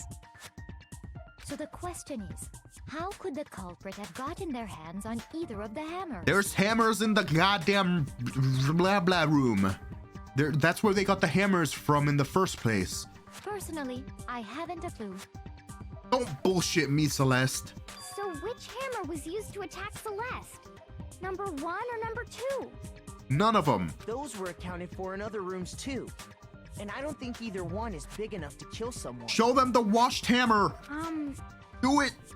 Then... Is it not possible they used a different weapon? Yes and no. I don't think it is possible. They were both killed with the same kind of thing, right? So then, what was used to kill Hifumi? Come on, Makoto, get him. I got this. The weapon that was used to kill Hifumi. The whole picture surrounding this case won't become clear until we figure that out. Somehow I have to find the truth. Let's do this shit. Come on. Spotless hammer. Yes. What was used to kill Hifumi? Was it Justice Hammer 3? No. Maybe Justice Hammer 4? No. Well, whatever it was, there's one thing we have to figure out. How was the culprit able to move around so freely with the weapon? That's some How bullshit. did nobody witness them carrying it? How did nobody... Justice Hammer 5 is about to make its appearance! Check No. out murdergear.com/hammertime for more info! Thank you. Well, one thing seems pretty clear.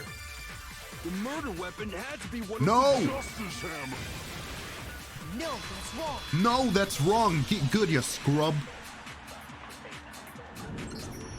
The murder weapon wasn't a justice hammer at all. No, it was something completely different. But seriously?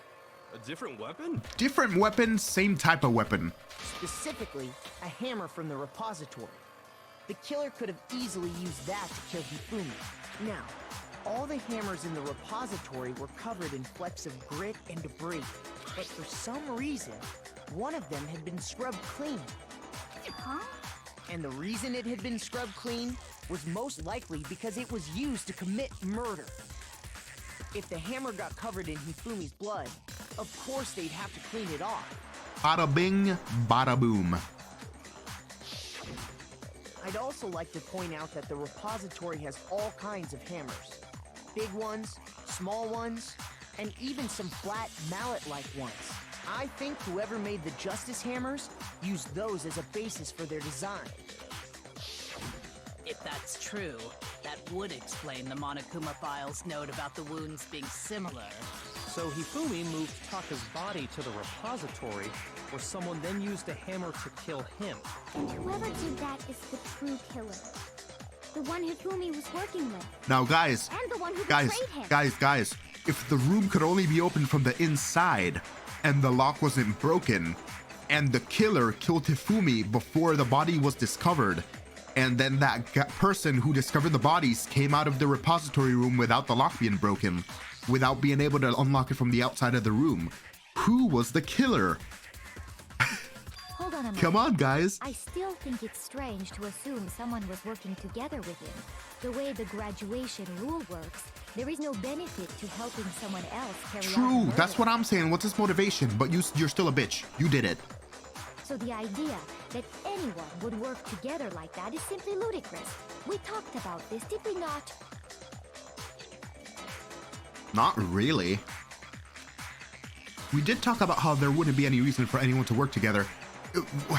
There is no reason for anybody to be working together, but that doesn't mean that they didn't work together. Like, sorry, I'm opening my bananas. But like, we still proved that Hifumi was still alive and he moved the body, so like, it doesn't matter. And he was still murdered by the culprit, so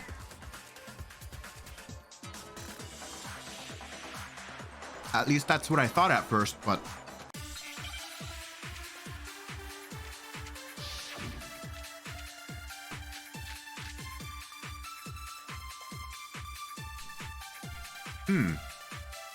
Based on the rules that have been laid out for us, even if more than one person is complicit in the murder, only the one who actually carried out the act can graduate and survive. True. Assuming the rule holds true, it is simply impossible that two people work no, together. it's not. That is how the rule was explained to us. That doesn't, But okay, that only really applies if there's one murder, right? true. In this case, however, there were two murders. True. True. That's what I've been saying. So I've been wondering how the Monokuma kill system works. Like, if you are helping each other commit two separate murders, trying to cover each other or trying to cover for each other so that you don't get caught, if every person, or if each person kills one different person, they both get to graduate, right? That's what I was saying. It's the shit that I was saying. Hell yeah, baby.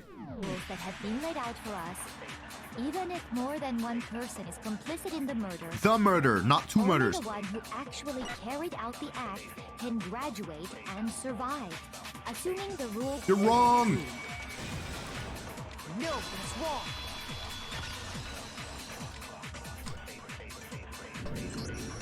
Since there were two murders, it's at least plausible that more than one person was involved. What do you mean? If there'd only been one murder, then yes, the idea of an accomplice isn't really worth considering. Naturally, if only one person can be saved per murder, an accomplice has no risk versus reward benefit. Okay, I was thinking about it in the way that I guess maybe Celeste killed Taka, but I guess I wasn't thinking about how she'd be able to. Actually, no, it was at 6 a.m. before everybody got together, so she would have been able to kill Taka. I was thinking that she killed Taka, and for some reason Hifumi helped her, and then she killed Hifumi. so that he couldn't reveal her plans or whatever. But I guess if Fumi killed Taka and then moved the body and then Celeste killed Hifumi, that would make sense, right? But then why would she kill Hifumi? I guess she hadn't really murdered anybody yet, so she wouldn't really be the culprit, or the true culprit, let's say. So I guess that would make sense as to why 2 people were murdered, when that wouldn't really be convenient for the culprit if there was only one culprit. Risk versus reward benefit? The payoff for working together. The reward that balances out the risk of taking part in the scheme. There's no point in being someone's accomplice if there's no benefit to you. Okay, so that means my man Hifumi wasn't being an all-out simp. My respect has gone up to 50% for Hifumi. Hell yeah. That's what I'm talking about, Hifumi. Get that shit. I mean, regardless, you killed someone, but still get that shit, bro. Not a simp. Hifumi has been vindicated from simpdom. I'm happy. The man was a hentai drawer, and he drew the good shit, but he was no simp.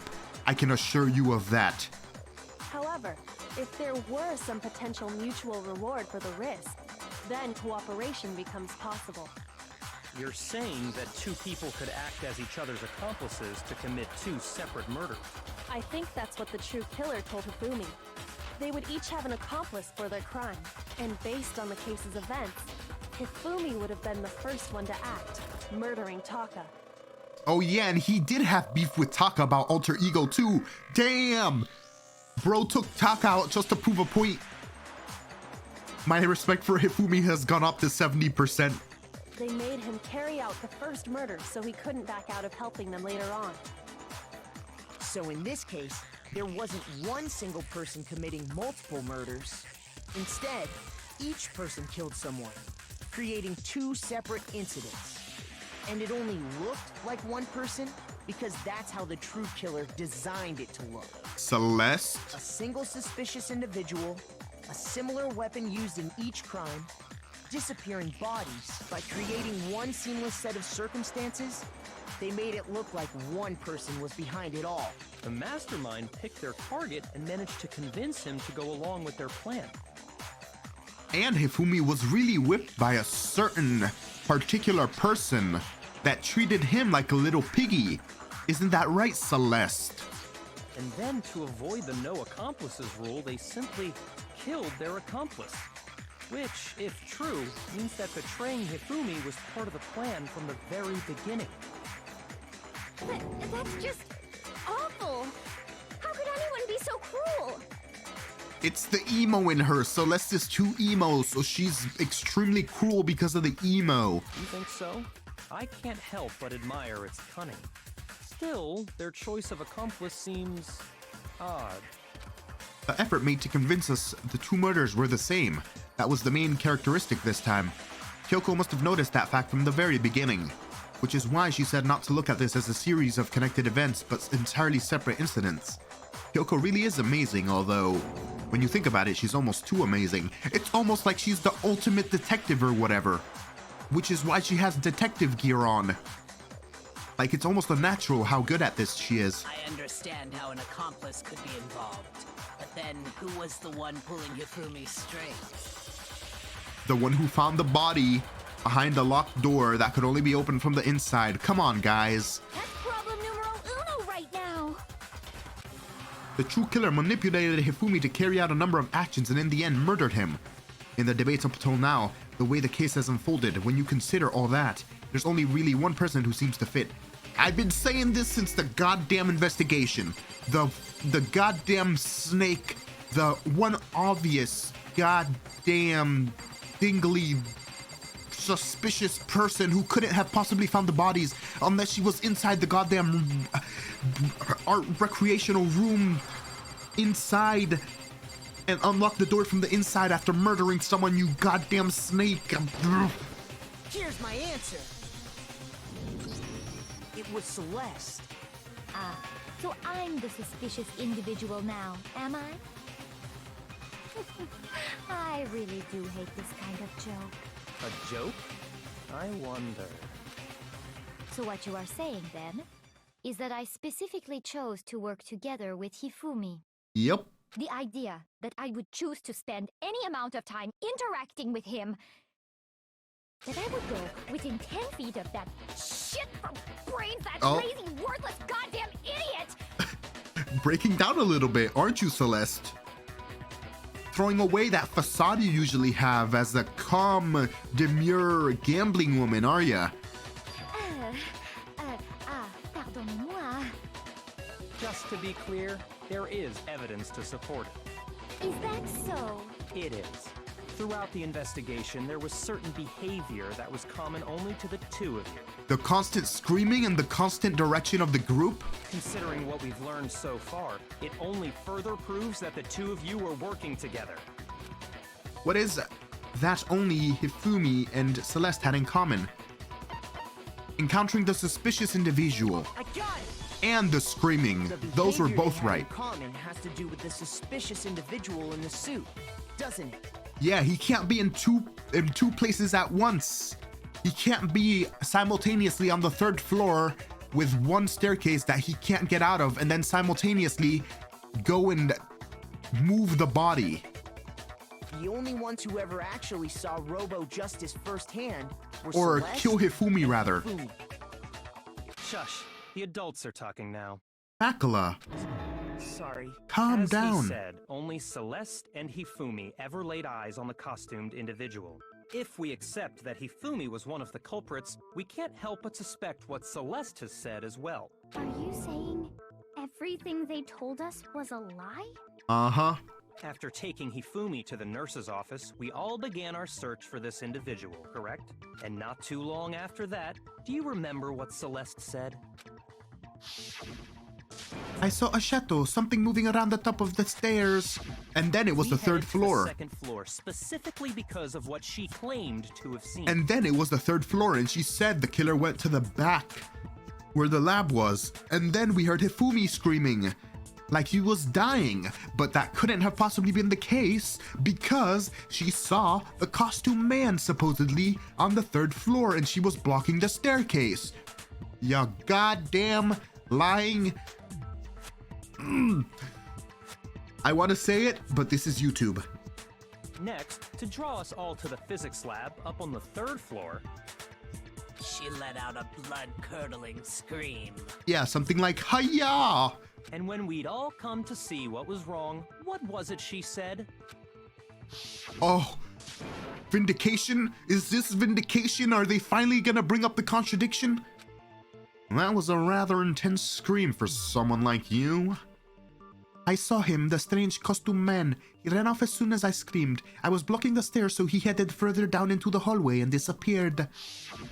Once she'd done her job of getting us all up to the physics lab, it was time for her partner to get to work. That's what I'm saying. Yeah, Byakuya, the goat, the goddamn goat. I've been vindicated.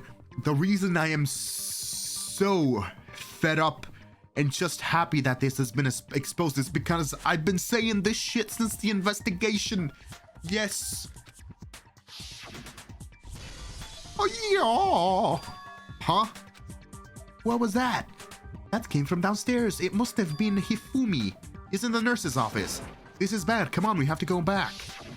It was to get us to divide into 2 groups, so that we would discover both bodies at the same time?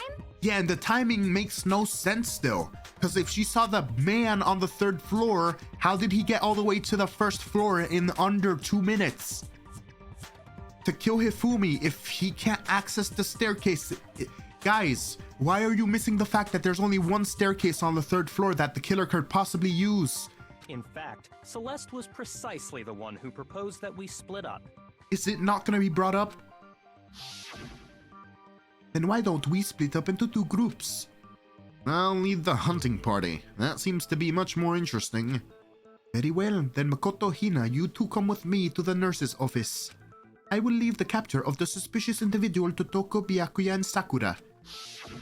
Well, if Celeste and Hifumi were working together, all those chance events suddenly become connected. It explains the ridiculously stupid scream as well that sounded fake as hell and funny. And on top of that, that piercing cry of yours Yeah, early on. call her out on that shit.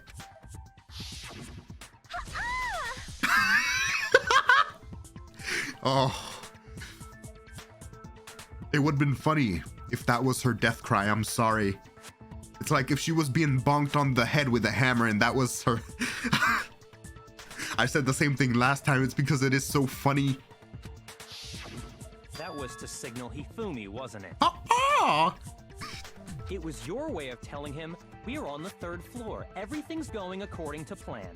Why else would you let out a scream that could have carried across the sea? I just realized another strange thing. When we found Hifumi in the nurse's office, who we now know was only pretending to be dead. I certainly was not expecting this. I did not imagine that Hifumi would be murdered. Celeste, you were the first one to say he'd been murdered. You wanted to make sure we wouldn't have any doubt in our minds. I don't believe it. Everything. The whole thing was one big act. Hina, you were with Celeste when Hifumi's body disappeared, right? Yeah.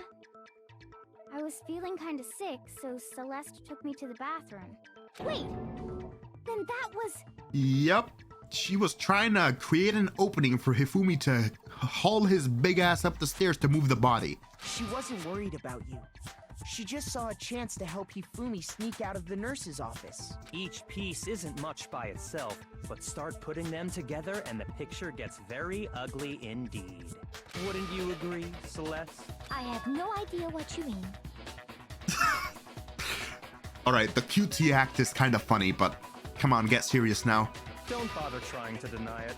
You made one fatal mistake. Oh, did I? I didn't even catch it myself when you first said it, but looking back, I can say that that one little slip-up was your undoing. What are you talking about? I'm talking about what you said after Hifumi's body disappeared and we returned to the nurse's office. They must be really enjoying this. Enjoying the sight of us standing around, frightened and confused. We're all going to die here. We're going to die just like those guys died. Oh. She didn't know that Taka was dead. Oh shit, because she was down here with Hina. I remember her saying that too, but I don't understand what's so strange about it. Then pay attention. Sakura, Toko, and I were first to discover Taka's body in the equipment room. Then Makoto showed up and told us Hifumi had been killed. So Sakura and I left with Makoto. Once we were in the hall, we ran into Celeste, and the 4 of us headed to the nurse's office. Now, the entire time we were together, none of us said anything about Taka being dead. Think about it. Celeste's comment doesn't make sense. It was completely out of place. It's almost as if she knew that Taka was murdered. Yeah, I see what you're talking about. Although I don't really get what it means. You hear that, Celeste? Everyone's having some trouble understanding.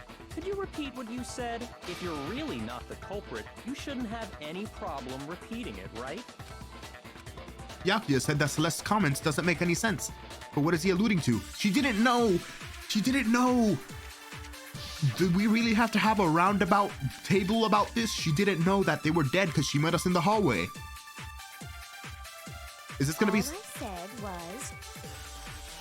They must really be enjoying... Hold on. Celeste's account was... Hifumi's body disappeared when Celeste and Aoi left the nurse's office to use the bathroom. Apparently, they weren't gone for more than a minute or two. This. Enjoying the sight of us standing around, frightened and confused. They must be positively elated. We are all going to die here. We are going to die, just like those guys died. And that is all I said. And that's all it takes to finish this. It's obvious, isn't it? What was so strange about Celeste's comment? Oh, hold on. Am I supposed to take that? And then hit it into those guys? Because it wouldn't make sense to slam those guys into So Strange. We must really be Actually, enjoying this. that could have worked too. The sight of us standing around frightened. They must be. We are going to die. Just like those guys. Yeah, okay, never mind. I got it. They might have made it interchangeable too. Like, they could have done it either way. There's no reason Celeste should have said, just like those guys died. When she said that, none of us had told her Taka was dead. Exactly. And we didn't run into her until after we were all out in the hall. So there was never any chance for her to have seen his body in the equipment room for herself. So how did you know, Celeste? How did you know more than one person had been killed? And how did you know they were both guys? Because Kyoko had also disappeared, right? So she could have been dead too. You all have such vivid imaginations. You know that? Imaginations? You claim that I was lying when I told you about the suspicious person I saw. Then what about the picture I took? You framed it! Hifumi created the suit and you took a fucking picture of him being kidnapped instead of helping him. And then you said you were knocked out for an hour. If you're the culprit, obviously you're going to try to cover your tracks after drugging someone and giving a note to them. It's... okay, whatever. How do you explain this picture of the costumed villain dragging Hifumi away? It has to be some kind of setup, right? Obviously. So let's put the suit on, and then she used the camera's timer to set up the picture. I don't think that's what happened. Have you so quickly forgotten? You are the only one who could have possibly fit into that suit. Plus, I happen to know that this particular camera does not have a timer. Okay, let's say Hifumi was dragged away by Hiro in a costume. Hiro still didn't kill him. He was alive. And you're the one who knew about the murders and stuff. So still, we don't even know that Hiro killed anybody. We know that you were associated with the killer though, and that you found the bodies in a room that can be locked from the inside. In other words, it is an unassailable fact that this is a picture of Hifumi being dragged away. If everything I told you was a lie, how can this picture exist? Simple. Are we sure that's really a picture of the suspect dragging Hifumi away? What could you possibly mean by that? Surely there are other explanations than the one you've offered up. No, there is no other explanation. Other explanations? If it wasn't a picture of the suspect dragging Hifumi away... Oh... Hifumi's dragging the robot away. I see. Because the robot's at an angle. So I think Hifumi was pretending to be kidnapped and then posed her the picture, which Celeste graciously took, supposedly after being knocked out for 1 hour. And that would make sense because A, the robot's at an angle, and B, the robot can't even bend at the waist. So Hifumi could have easily just like beat the arms off and then ran away because the person who's wearing that robot suit ain't gonna get anywhere with it because it's a fucking stupid design. I'm pissed. I'm pissed, Celeste. Hifumi and the suspect had been drinking. Oh yes. Hifumi is dragging the suspect away. It's not a picture of the suspect dragging Hifumi away. I would say it's a picture of Hifumi dragging the suspect away. Nice job, Celeste. Nice job giving it away. That's certainly within the realm of possibility. The one being dragged off in that picture isn't Hifumi, but the person in the robot suit. Yeah, I see it now. You couldn't tell if you just thought that, like, the robot dude... if you just believed, like, Celeste's account of the robot dude kidnapping Hifumi. But if we look at the picture, the robot's kind of at an angle. That's kind of improbable for it to be at if it couldn't bend at the waist. We've simply been led to believe that it's the other way around. And the strange costume might only exist to lead us astray even farther. If you saw someone wearing something like that in this situation, of course you'd notice and be suspicious. Yep. That's what happened! You put me to sleep and made me out to be the bad guy in all this! Such a thing is utterly impossible. Why? Hifumi was dragging him away? Ridiculous. Is it? I don't think it's ridiculous at all. Then shut your mouth and allow me to educate you. Damn. Celeste thinks she can prove that there's no way Hifumi was dragging the suspect away. But is that really possible?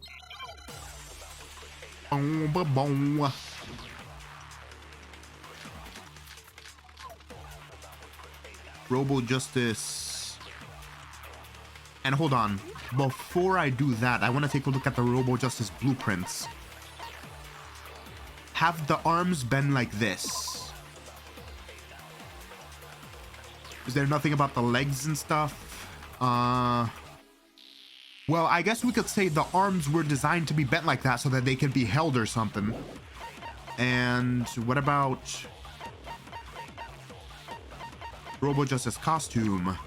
No one but Yasuhiro could have possibly fit into that costume. In addition, anyone wearing would not be able to see their feet or bend at the waist more than 90 degrees. Dressed me up in that suit after I passed out! Then you just draped me across Hifumi and had him carry my weight! You tried to make me look like the bad guy! Like I said, ridiculous. As you can see in the picture, the suspect is standing perfectly upright. No! If the person inside the suit was unconscious, there's no way they could stand up straight like that. They can't bend at the waist. Wait. What? Shoot! What? They can't bend at the waist. It would stand them up automatically. After I passed out. Then you just draped me across Hifumi and had him carry my weight. You tried to make me look like the bad guy. Oh, I have the blueprints, not the costume. Like I said, Okay. Ridiculous. As you can see in the picture, the suspect is standing perfectly upright. If the person inside the suit was unconscious, there's no way they could stand up. That's it. I did blueprints by accident instead of the actual costume. No. Even if the person inside the suit were unconscious, think because that Robo Justice suit had a certain characteristic. You totally can't bend at the waist. Seems like a pretty obvious oversight. That's right! They totally made a mistake when they made it, so it couldn't bend at the waist. I'm not so sure that was a mistake. It was intentional to set up the photo after they drugged Hiro and put the suit on him, right? That would make sense. And it would also make sense why that happened, because he was stuffed in a locker, sleeping, and Kyoko had to kick him awake. I think the suit was designed from the beginning to be used the way it was. Celeste and Hifumi took the suit they'd specially designed and stuffed Hiro into it. That's how they were able to fake that whole thing. The point of it all was to make us believe whoever was in the suit was to blame. Calm down. Jesus. Well then, I suppose this is checkmate. Checkmate? What now, Celeste? Oh no, she done gone psycho. Don't make me Oh. laugh, you idiot! What do you mean, checkmate? Calm the hell down. Celeste? She gone crazy. She cuckoo for Cocoa Puffs. Clearly! You want to cram me into your little guilty box. Well, there's one little problem. What happened to your accent, Celeste? Have you already forgotten what Hifumi told us as he lay dying? Hey, Hifumi, who was it? Who attacked you? Who tried to kill you? Who killed me? That's right, I remember their name. Yasuhiro. He was your accomplice. He has no credibility. I mean, I don't know why he wouldn't tell everyone, even though she killed him. But still, he was your accomplice. I wouldn't bet anything on him telling us crap.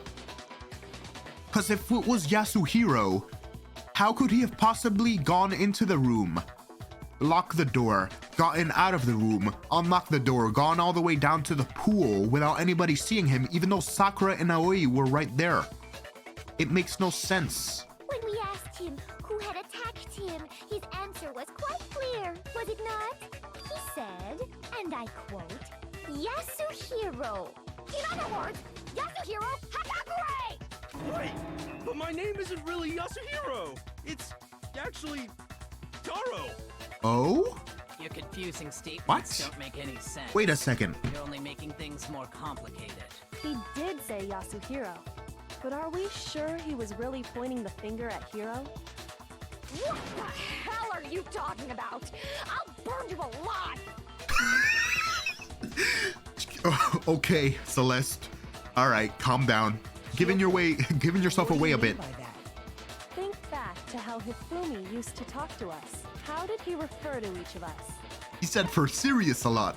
He said people's last names. He gave everyone nicknames. Oh, he did call Makoto Mr. Naegi, I got it! right? Yeah. That's right. Our last names. He called us all by our last names. Yasuhiro is Hiro's first name. Hagakure is his last name. So he would have said Mr. Hagakure or Hagakure. Is Celeste's first name Yasuhiro? That seems like some bullshit coincidence game. That seems highly improbable. Exactly. I know I heard him say Mr. Naegi more than once, for example. Actually, no, it wouldn't be her first name. Actually, she's only given us one name, Celeste.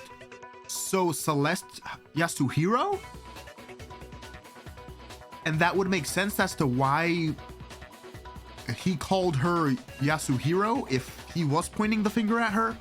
So if Hifumi did mean to say Hiro's name, he would have said his last name. Yeah. Hagakure. Yeah, that's what I'm saying. I'm sure it was just incidental. By chance, he just his first name. Celeste, what's your last name?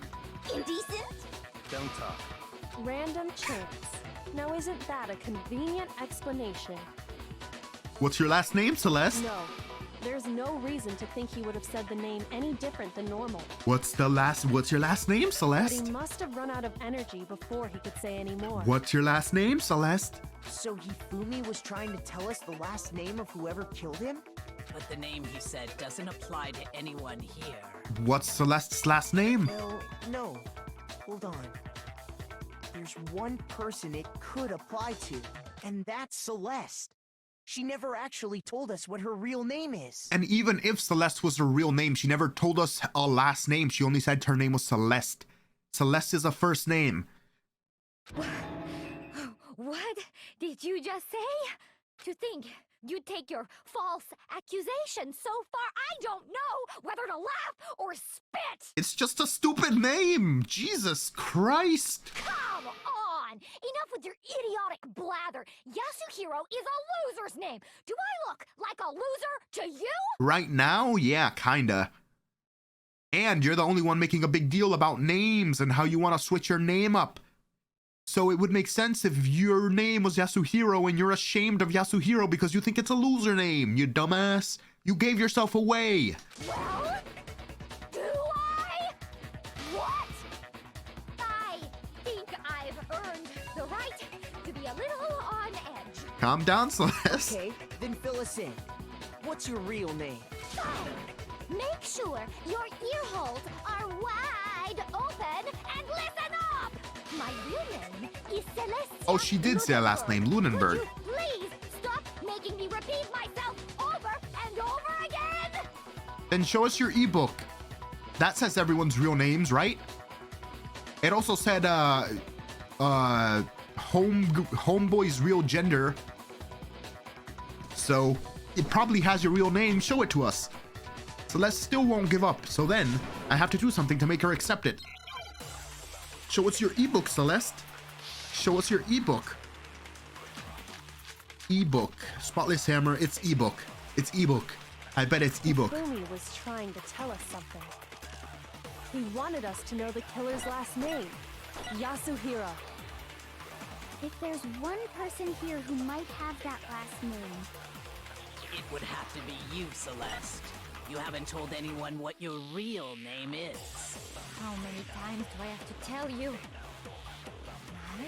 My name is Celestia Ludenberg! God damn it!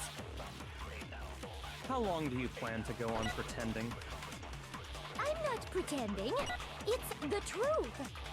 And since you have no way to contradict Show me the handbook. Show me the handbook. Show me the handbook. Slap it over, bro. That's it. The handbook. Slap it over. what? Anytime you turn your handbook on, it shows the owner's name when it boots up, right? Monokuma told us all about it before. This handbook is absolutely vital to a healthy school life, so don't lose it. When you start it up, it will display your name. Always make sure you have the right one. Now, this is not for your everyday notebook. It has so many more uses than that. So all we have to do is check her handbook, and that'll clear up everything. Show me the handbook. That's how we can find out Celeste's real name. Let's go. That's an invasion of privacy. I refuse to cooperate. Screw your invasion of privacy. We're all about to die. Hand over the handbook. Celeste, can you please just tell us what really happened? Please. Even when I'm put in check, it's just my nature not to give up.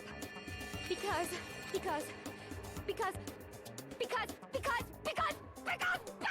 All right, she's lost it. Until the game's over, you never know what might happen. I don't know. You're acting pretty psychotic right now. I think everybody thinks you did it, so. Fine then. Let me settle it. Let me go over the case again, from the beginning, and shed light on all your crimes. And that'll bring everything to an end. Closing climax. All right, Act 1. Celeste is over here planning with Hifumi.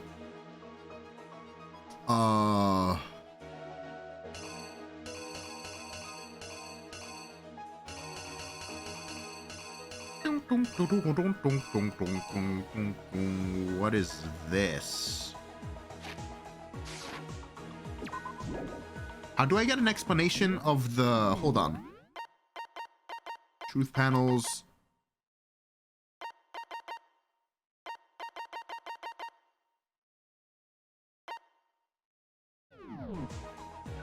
In this case, how did a killer recruit their accomplice? Bro.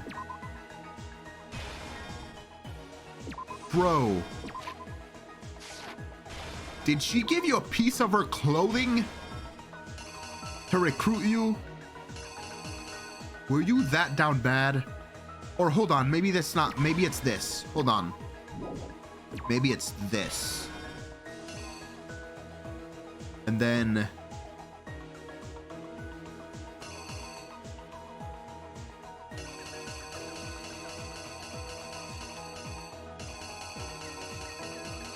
I guess Hero's over here and he's like, what the shit is this? What time did the killer call their victims to the rec room? Oh, time?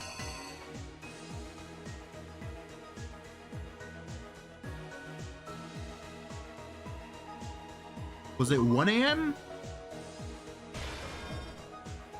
No. This is where Taka died. I'll leave that there for now. And then Hero comes in. He's chlorine gassed, or he's roofied. And then Hifumi's like, oh, I'm gonna do some wacky shit to ya. And actually, who was it the killer summoned? Okay, so yeah, it's this. He comes in here, he's like, yo, what the hell's going on? And then he's like, Hifumi's like, oh, I'm gonna do some Mickey Mouse shit to you. And then Yasuhiro's like, oh, they're roofing me. And then they put him in the suit.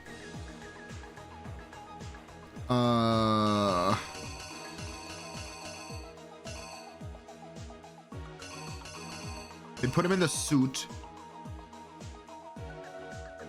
Celeste is about to take a picture of him. Hifumi wraps his arm around and then the picture's taken. Then they call Taka. So I'm assuming he's checking his watch.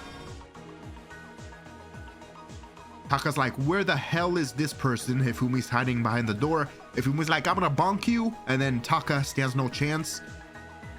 Hifumi swings down as hard as he can. Hits Taka. Taka dead. Taka big dead. Taka major dead. What justice weapon did he use? I think it was 4. Because that's the biggest one. Yeah. 4. And then Celeste like, oh, I was attacked.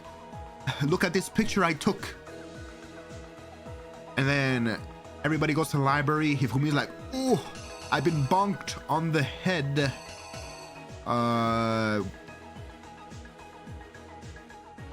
Hifumi used something to fake the existence of a shadowy criminal. The blood? I guess he did have blood in the library. I have no idea why they would put that here instead of where we found him in the nurse's office, but whatever. We bring him to the nurse's office. Hifumi's over here dancing after spraying blood on himself, and then Justice Hammer 3, right? Yeah. Justice Hammer 3. And then we were like, ooh, we found Hifumi dead.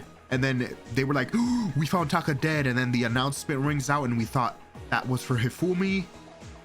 So then Hifumi's like, what the shit am I doing now? And he's like, I'm gonna take this tarp, I'm gonna wrap the body, I'm gonna bring the body over there.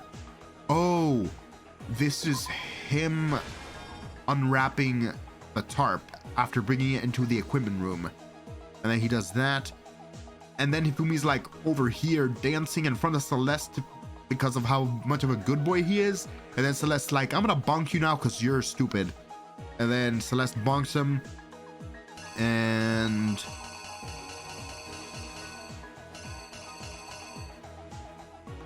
then she washes. No, that's over there. This? The weapon the killer used. Okay. This, right? Not this, because this is already here. Alright, let's try our luck. The killer is you! Before anything, the killer persuaded someone to help carry out the murder. And that person was Hifumi, with an accomplice. That's a wacky ass face, by the way. A number of otherwise impossible schemes. Look at his face on the bottom. It's hilarious.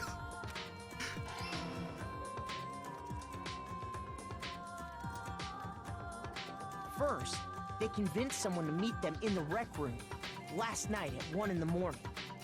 Okay, it was 1 in the morning. I forgot what time they asked him to go there.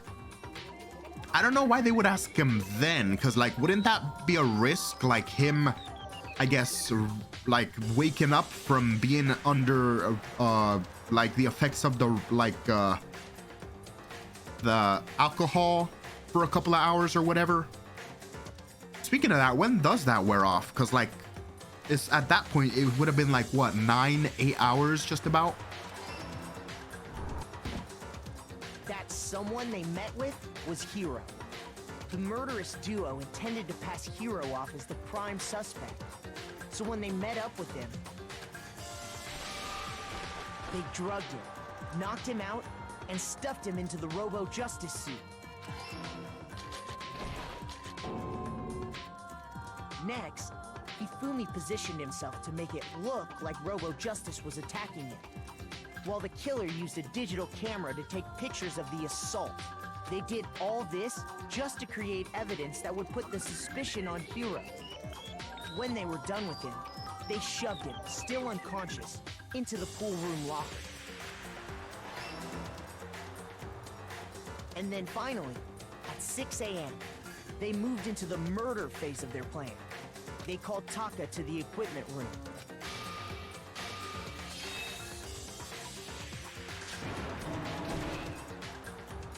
And that's where Hifumi killed him, making it the scene of the first murder.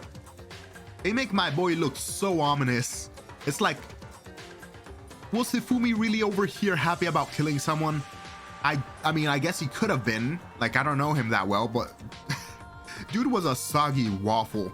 But I guess you don't really know people until you know them personally or whatever. The murder weapon was Justice Hammer 4, which was left there in the equipment room. The reason Hammer number 4 was used was to create confusion about the order of the crimes. So, next they falsified 2 more assault incidents.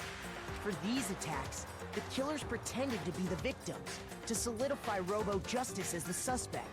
The first fake incident was the attack in the rec room. There, the killers wanted us to see Justice Hammer 1 and the Robo Justice pictures they'd taken. They wanted to make sure we bought the surprise attack story. The second fake incident was the attack in the library. This time, they planted Justice Hammer 2 and an injured Hifumi to sell us that story. With these 2 incidents, the killers were able to create a certain preconception in our minds that the suspect was increasing the size of the hammers and attacking people in order as they did. We fell right into their trap and started looking for the suspect based on that.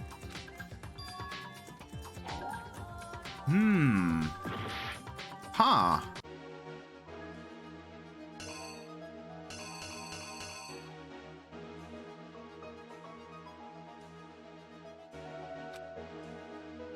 Was it? Maybe it was the Justice Hammer. Here's exactly what happened.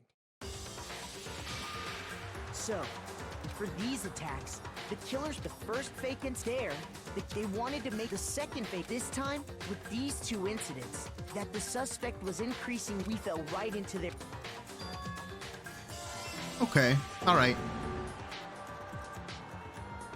While we did that, we left Hifumi alone in the nurse's office. This was exactly what Hifumi was hoping for. Oh, Blood packet from the I reused the refrigerator panel. I and didn't see Justice that. Hammer 3, and turned the room into a crime scene in which he himself had apparently been brutally murdered. He let out a scream to draw us back, and when we returned, that's what we found. Meanwhile, the other group that had been out searching found Taka's body at the same time. So when we heard the body discovery announcement, we naturally assumed it was for Hifumi. We left the nurse's office, and Hifumi once again took advantage of the situation. He simply got up and made his escape. When we learned his body had disappeared, we all rushed back to the nurse's office. And once again, Hifumi had the chance he was waiting for. This time, he snuck into the equipment room.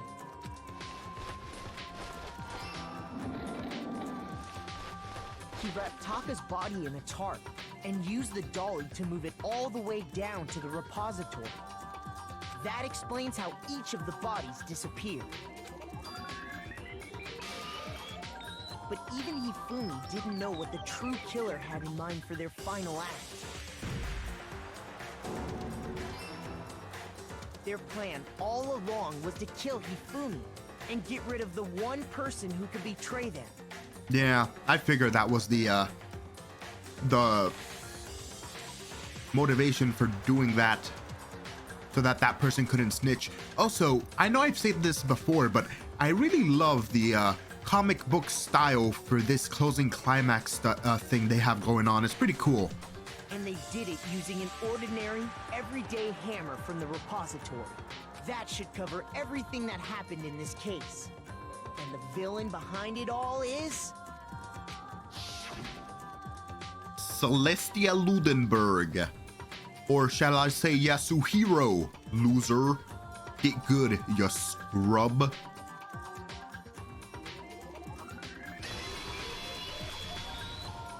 Celeste! Sorry, you lose. I lost? Yup. Get used to it. I lost? When was the last time I was forced to utter such words? Get that ultimate gambler shit out of here. Get out of here. They hang heavy around my neck. Then you admit it? You're the killer? Listen to you, trying to take charge, as if you're my private instructor. I'm not your private instructor, I'm just your prosecutor. I, Celestia Ludenberg. Actually, no, Taiko Yasuhiro is fine. That's a way less pretentious and more cuter name than Celestia Ludenberg. Keiko? So, you finally accepted it. I'm the kind of person, once I've lost, I don't like things to drag on. Bro, your real voice is a mood. You should have gone with your real voice. Your fake accent sounds so pretentious. It makes you seem like an ass. You should have gone with your normal voice. That's such a mood, bro. I would have probably believed you more, to be honest. Interesting.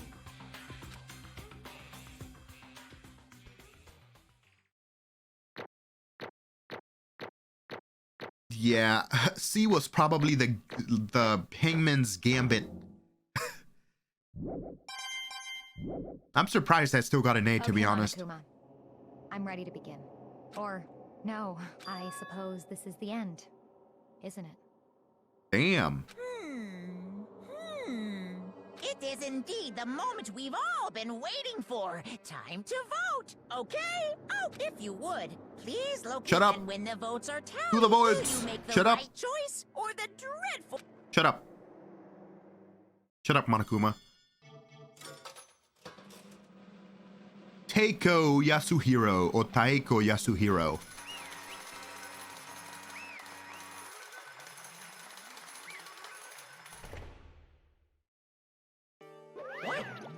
It's basically a formality at this point, but once again, you're totally correct.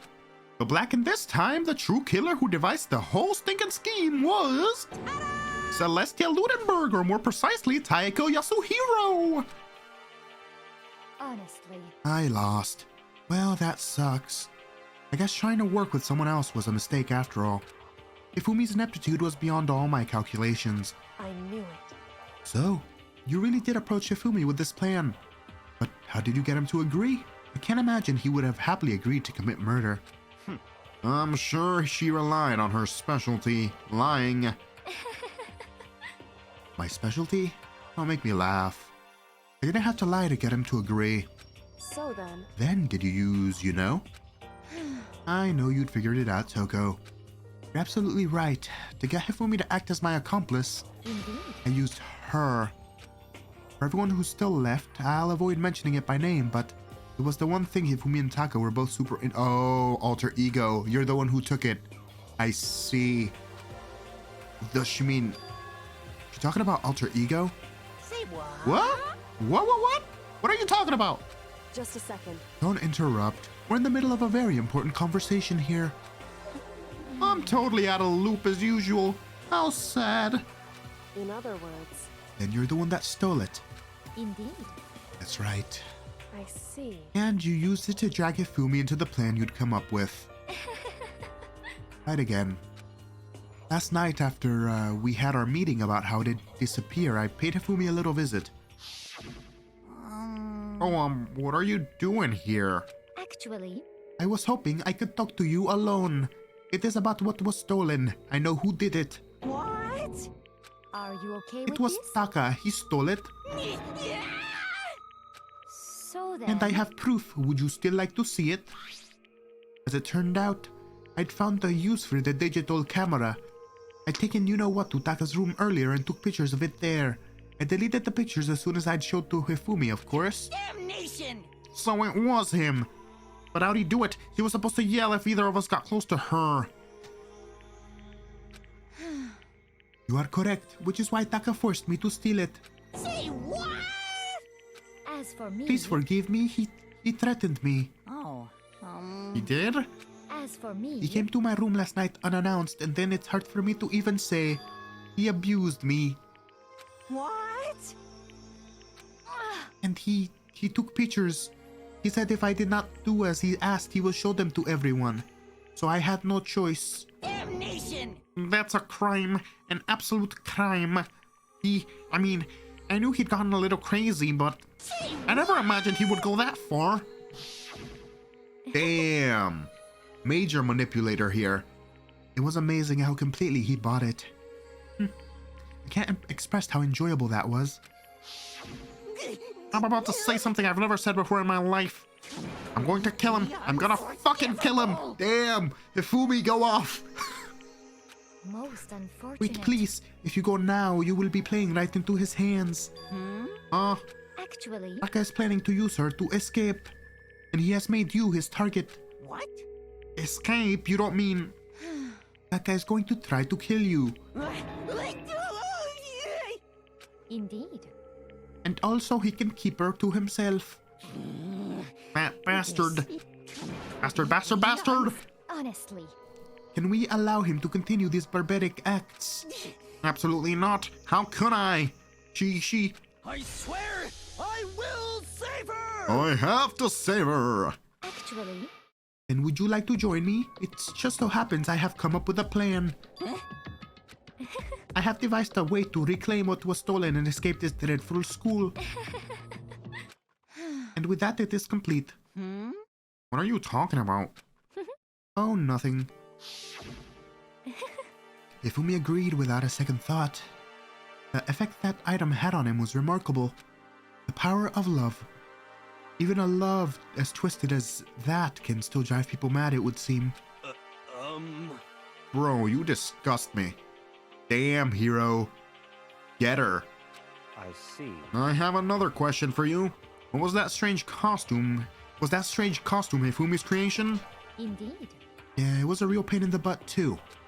All I asked him to do was make something to hide the face and general body size. I had no idea he'd make something like that, but it was my fault for picking him in the first place. But... So why'd you decide to make me the suspect? Because you're stupid. That's it! Let's see. And in that regard, I made the right choice. I'm so glad your stupidity surpassed my every expectation. Life must have been tough on your parents, though. I feel like I could cry, dude. Well, But... excuse me. But, when you were explaining your plan to Hifumi, how did you explain the part about him playing dead? What she's asking is... what was Hifumi supposed to do after that, assuming you had actually let him live? Are you okay with this? That's simple. After he did his part and pretended to be dead once someone showed up, I told him to say he'd been seriously wounded. He was on the verge of death, but he just barely held on. And he believed that? Well, of course. That was all there was to it. As I explained it to Hifumi, the plan was, while you were all questioning him about what had happened to him, I was going to murder someone else. At that point, Hifumi would have been an alibi, so no one could doubt him. I told him that, and he believed me. It all seems very straightforward, stereotypical. I just matched the lie to the level of the opponent. In fact, Hifumi ate it up. He believed the lie wholeheartedly right up until the moment of his death. so in the end... So you had planned to kill him all along. But of course, there would have been no point to the plan if the one who pretended to be dead did not end up dead himself. What the heck? How could a human life mean so little to you? Well, That's a non-issue. I simply did everything in my power to win. Don't be mean! Now you sound like Byakuya. I wonder about that. No, he derives his pleasure from the thrill of the hunt. In that aspect, we are nothing alike. Why? Then, what made you take things this far? What the heck? Was it really just for money? Are you talking about the $10 million Monokuma offered us? That is a lot of money, it's true. But that's not all there is to it. From the moment our new life began, my only thought has been escape. But... All along, you've been saying how we have to accept living here in junk. You little bitch! Obviously, that was a lie, you little bitch. Hey! I couldn't take it. I hated it from day one. More than anyone else in here. You little bitch! Okay, calm down, Celeste. I wanted to get out. Every day was fresh torture.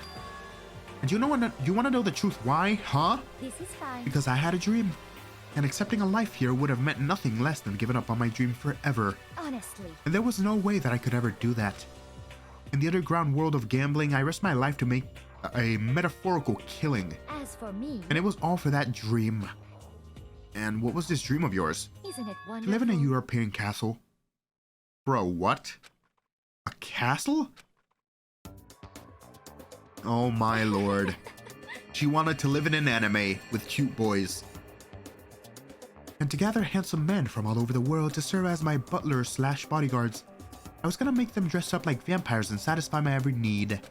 Once I obtained that, I would have created a perfectly aesthetic world of decadence. This is fine. Living the rest of my life there was only a dream. My one goal. My only goal. That's what life is all about. Combined with my own winnings, Monokuma's $10 million would have made that dream a reality. I got the right to the edge, but There is nothing. unfortunately, my dream has been scattered to the wind. Oh, bro. She wanted to live in a goddamn anime about vampires and sexy butler people. Still, I don't have any regrets. I pursued my dream till the very end, so why would I? Just the worst. You sound so passionate. You were really able to kill your friends for it? Oh, Are you asking me to feel guilty? That is pointless endeavor. I think nothing of sacrificing others for my own ends. I feel nothing. Do you understand? That's all there is to me. That's what makes me complete. Isn't it terrifying how different our values are? There's simply no room for understanding. what is this? That's what we should be saying, and plus, how can you be so calm? Don't you realize you're about to die? Why aren't you scared? My ability to lie is unrivaled, and I take pride in that. It's not just other people, I can even fool my own emotions. The conscious deceives the unconscious. And that's why you're not scared? Well, she is scared, she's just deceiving herself. Yes, indeed. That's right. I don't fear death. Kill me however you like. But you know, if I could be reincarnated, if I had a choice then, Isn't it wonderful? I think I would like to come back as Marie Antoinette. Shut up. You'll just get executed again. Celeste smiled then. And when she did, she looked to me like a poor effort to force it. She claimed she could fool her own feelings, but that statement itself must have been her final lie. And that weak fake smile is what betrayed her. Thrills, chills, kills! Thrills, chills, kills! You all done? Okay, let's get rolling. The black disturbed the peace and must pay the price. Now then, I've prepared a very special punishment. For her, the ultimate gambler. Let's give it everything we've got. It's punishment time! Let's Guess I'll go. let Kyoko hold on to this. What? Ah, it's my suggestion. Bro, I said it. I said it. I said to lock the computer in one of the locker rooms in the sauna. I said it, but nobody listened to me because of common sense. I said it. I'm right, you're wrong. Get good, you scrubs. Will it really give you the hope you're looking for? I can't say I ever saw it that way. Nobody cares what you saw it as. You're gonna die. Which is why, actually, it's not important. Well then, take care, everyone. Bro, you're much more endearing with your normal voice. Perhaps we'll meet again in another life. Literally. Well, goodbye, Celeste. Let's see what your punishment is.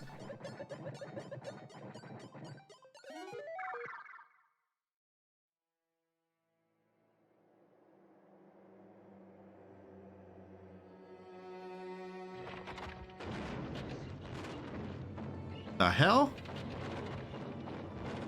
Monokuma made her dream come true. It's a castle. With a bunny over it. The burning of the Versailles Witch. Oh, damn. Oh, they're burning her alive. That's kind of brutal, actually.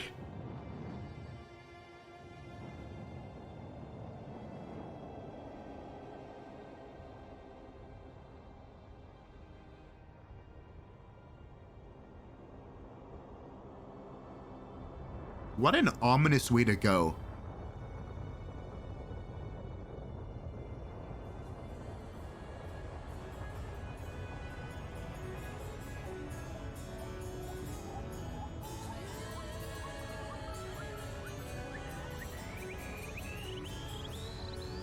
Ouch.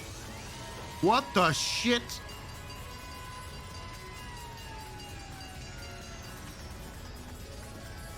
Oh my god.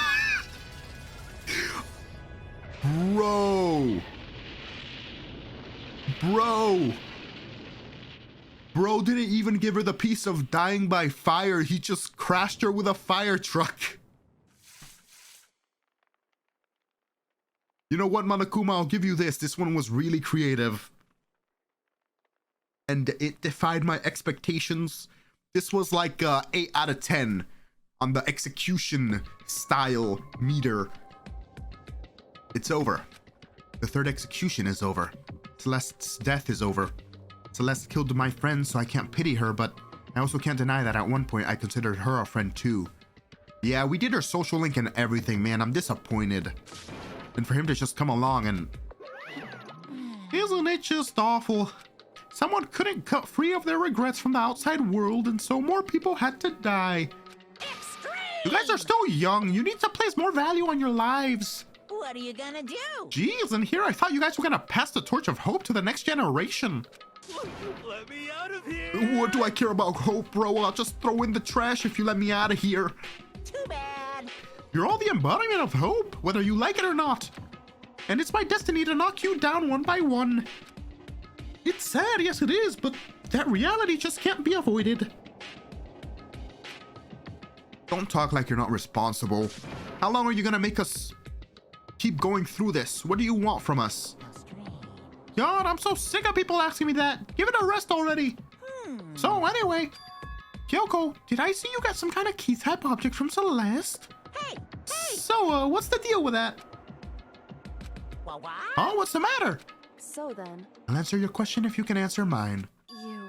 What did you do? What did you do to me? Oh? Ooh. What? Hey, Answer me.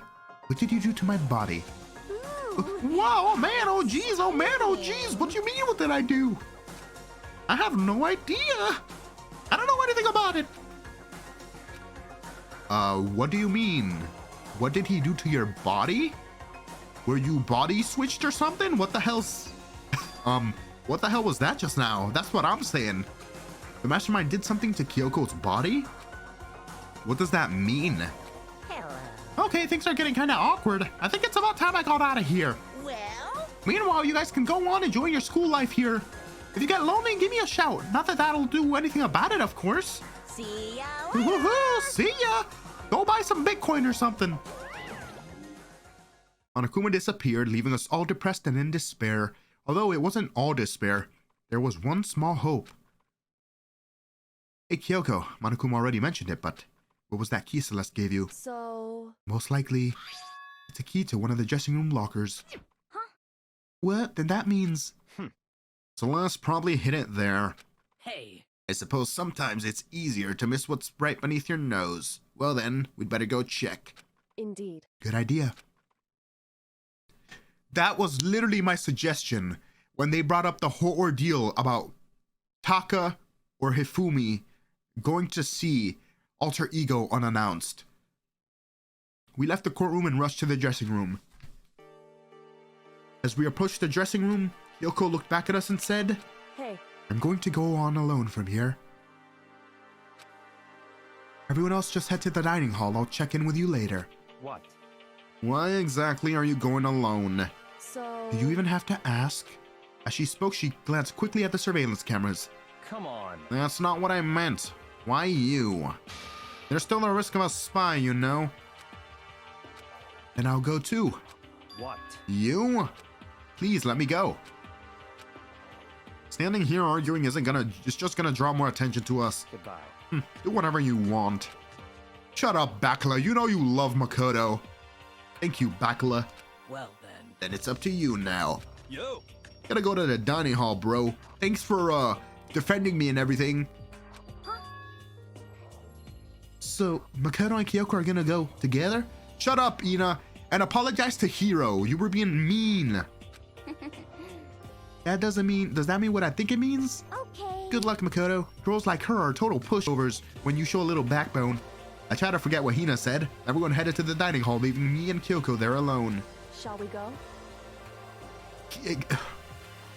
Kyoko, stop ignoring the raunchy things people are saying. Show a little embarrassment. Yeah. So then, We need to get into that locker. Kyoko took the key Celeste had given her and unlocked the locker. And as the locker swung open, we saw... You really came. Good morning. It's been a while, hasn't it? It's safe, thank goodness. I never heard Kyoko sound so relieved. It was like she was speaking from the bottom of her heart. I just did what Celeste asked. I didn't say a word. I stayed quiet the entire time. Oh, and I think I might be able to open the last set of files soon, maybe as early as tomorrow.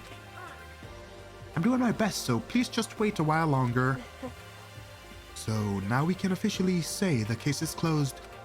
As far as this incident is concerned, but can we take a second? Since we have this opportunity, I want you to be honest with me. Kyoko, please tell me, what are you trying to do? Why are you trying to do this on your... or shit, English comprehension. All right. What are you trying to do all on your own here at the school and junk? Is that why you wanted to come with me? however... Regardless, that's not something you need to know right now. I don't need to know? That just makes me even more worried. What? Worried? Like what happened during the investigation this time, you disappeared and we didn't see you again. Without warning, without explanation. When you do that... Indeed. It's only natural that they think I'm the mastermind spy, right? And you too. No! I believe in you. What? You believe in me? Isn't it obvious? People believe in their friends, right? That's what I want you to tell me. And I want you to believe in me too, because we're friends. I understand. It's true. Then maybe I can believe in you. Just a little bit more. Then... That's fine. Fine, I'll tell you. I'll tell you why I've been disappearing and where I've been going. You see... What I heard from Kyoko then was... Well, frankly, it kinda blew my mind. Right after I told Kyoko I believed in her, she told me a story that was, well, almost unbelievable. I decided I had to confirm what she told me with my own two eyes, so I waited for nighttime to come. And when it did, I went into action. Correct. The boys' bathroom on the second floor doesn't have a surveillance camera or monitor in it. And in the storage closet there, way in the back, she said it was way in the back of the boys' bathroom storage closet, but could Kyoko really be right about this? What?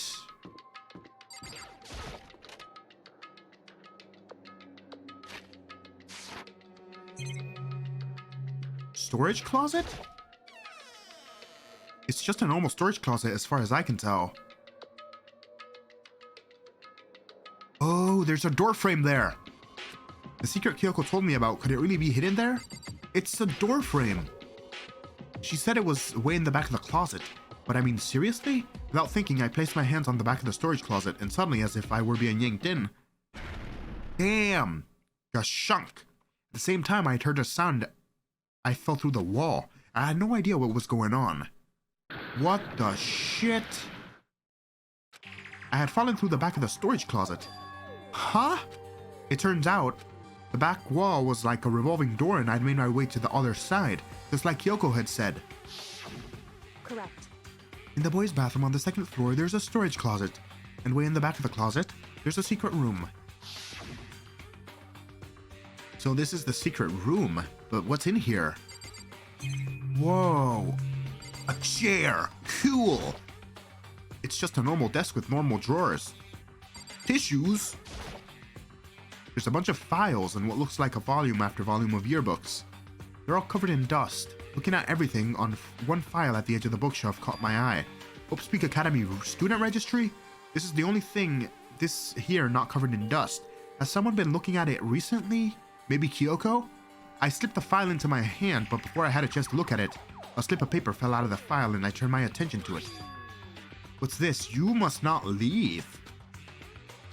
That's kind of weird. I could understand if it said like something like, I can't leave, but you must not leave? What is this? My head feels funny. A strange sensation. It's like deja vu. Those words, you must not leave. I've seen them somewhere before, but I can't quite remember. What do I do now? What don't I know? What the hell is this? Rey Mysterio? A strange sound rang throughout my head. Did I die? It felt like it was shaking my bread. Burn my dread. Burn my bread. It felt as if it was shaking my brain back and forth. And then, darkness. I don't understand what's happening. I don't know what started it. It's all over. And with that, I opened my eyes. I didn't know how long it had been. They took all the books and registries and shit. What the hell? Bro. That's whack. That's so whack. Ow. Apparently something hit me and I lost consciousness. That's all I understood. The dull throbbing pain in my head proved that much at least. They took all the registries. They didn't want us to see something. An empty bookshelf. Huh? Empty? Gone. It's all gone. The yearbooks, the student registry, and even the note that had fallen on the door. It's all gone? What does this mean? Or on the floor, not on the door. Damn it. My brain refused to do any more work. The insistent pain in my head began to spread across the rest of my body. For now, I should go back to my room, get some rest. You want to tell Kyoko about what happened first? My body was heavy with pain, my mind heavy with thought. I dragged myself back towards my room. Somehow I made it back to the first floor of the school. The further I walked, the more I felt. Things are getting blurry, can't see in front of me. I couldn't stop myself from collapsing right there. And after that... As if from a vast distance I heard a sound. Is something being dragged? It was faint but undeniable. That sound, it's coming from the gym? As I desperately hauled my shaky frame towards the gym, the sound got stronger and stronger. What's going on? It can't be nothing. Here in the gym? Someone dragging something? I didn't make a sound as I opened the door to the gym. The sound was coming from inside, meanwhile, only intensified that much more. Kacha Bakyu Hagagya Hiya Paching Bakia Dadadun Sha Sha Sha Sha. What the shit? Oh my god. She's got some cake. What the hell? Tekken shit. She is a Tekken character. Before me, there raged a battle beyond anything humanly possible. No. One side's not human, that's for sure, but regardless, I couldn't stop staring. I forgot to move or even breathe. Why, you? What do you think you're doing? I asked you a question. What's the meaning of this? How dare you defy me? This wasn't part of the deal! Oh, shit. The deal? Oh, shit. Is Sakura the mole? I've made a decision. I will no longer retreat, no longer compromise, no longer regret. I've made my decision. I'm going to resist you. Okay, but you do realize what will happen if you go through with this, right? You haven't forgotten, have you? What I'm holding hostage?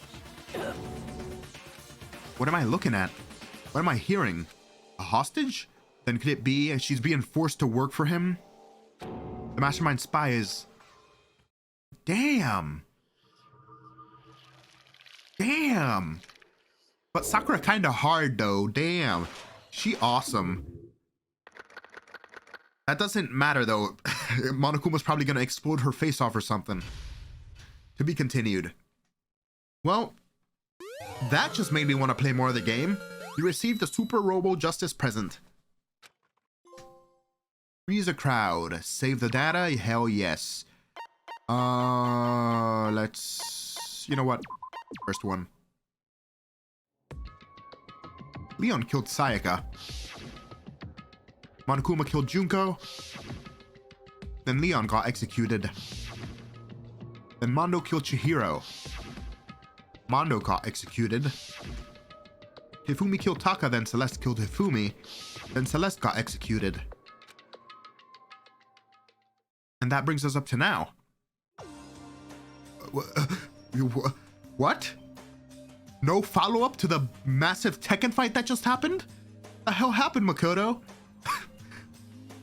Alright, let's pretend like nothing happened. The next morning in the dining hall, the day after Celeste's case.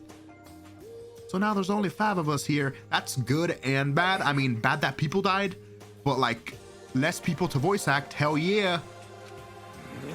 Only a third of the number of people we started with. Indeed. Loneliness has become commonplace. That's true. Still. Okay, here it is. What did I see yesterday? I don't understand. Sakura is the mastermind's spy? Can that really be true? But it looks like she's resolved to fight against Monokuma instead of work with him. Makoto, are you okay? No, I'm fine. I can't bring it up in front of others. If I did that, it would only confuse everyone much more. Okay. In that case, let's eat till we pass out. Huh? What do you mean in that case? I mean... Well, cause look how scary everyone looks. Gotta be cause you're all fighting on empty stomachs, right? If you fill your belly, I'm sure you all cheer up, so let's eat. Okay. Let's fry up some fish and donuts and eat till we can't stand up. That's like a deep impact style. Meter impact. Extension level, even event combination of... Ugh. I can't read. My reading comprehension has dipped. What? Those are both breakfast type top sellers. Still, till we can't stand up part is the problem. After we're done, we need to go explore. I see. That's right. Since the class trial is over, new areas should have been opened up. The 4th floor. True. Plus, we still have alter ego. We don't want to give it into despair just yet. She's right. We have to plan ahead and think about the future. You got it. Yeah. Think it happy thoughts. No deathy thoughts. Deathy. You know? Not deadly. Like, when we're gonna get out of here, right? For serious. When this is all over, I think I want to get reborn for serious. Reborn as someone serious. Well... Hey, are you okay? Sounds like something someone who's about to die would say. I'm totally okay. I'm not gonna die. Why? Because there aren't gonna be any more murders. What makes you so sure? According to I the predicted it spirits- last night. Since it revealed itself to me from the ether, there's no doubt about it. However, How accurate is your fortune telling anyway? How about that? I can usually hit 20 or 30% on a good day.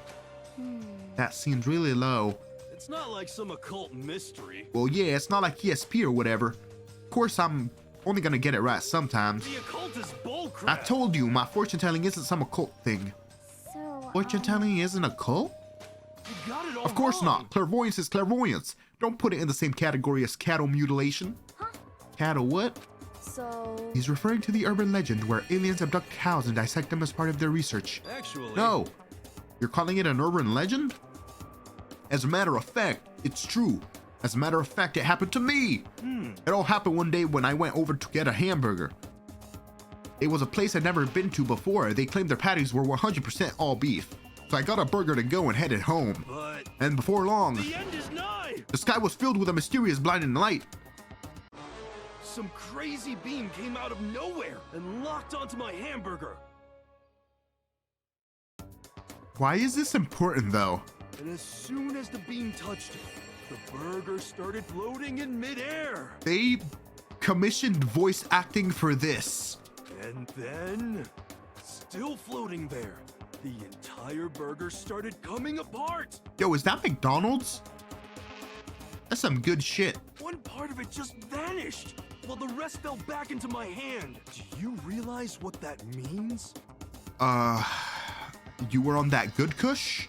It means the burger wasn't 100% beef. What? It must have had some pork or something mixed in. How do you come to that realization?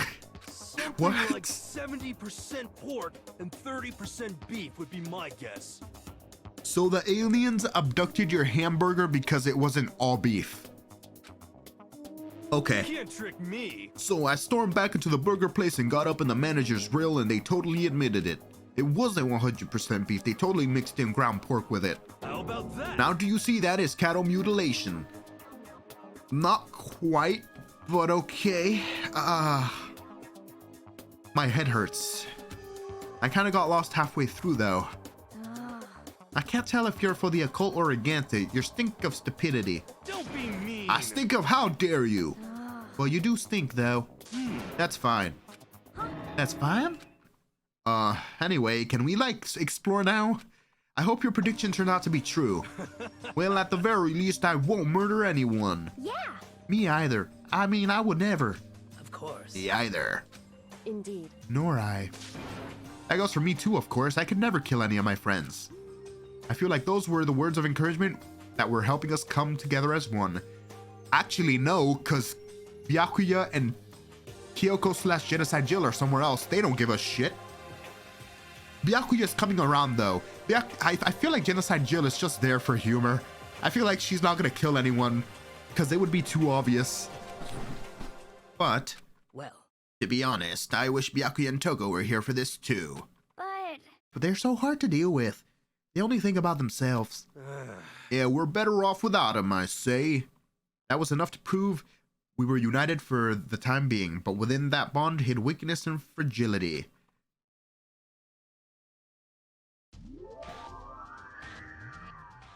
The hell is this?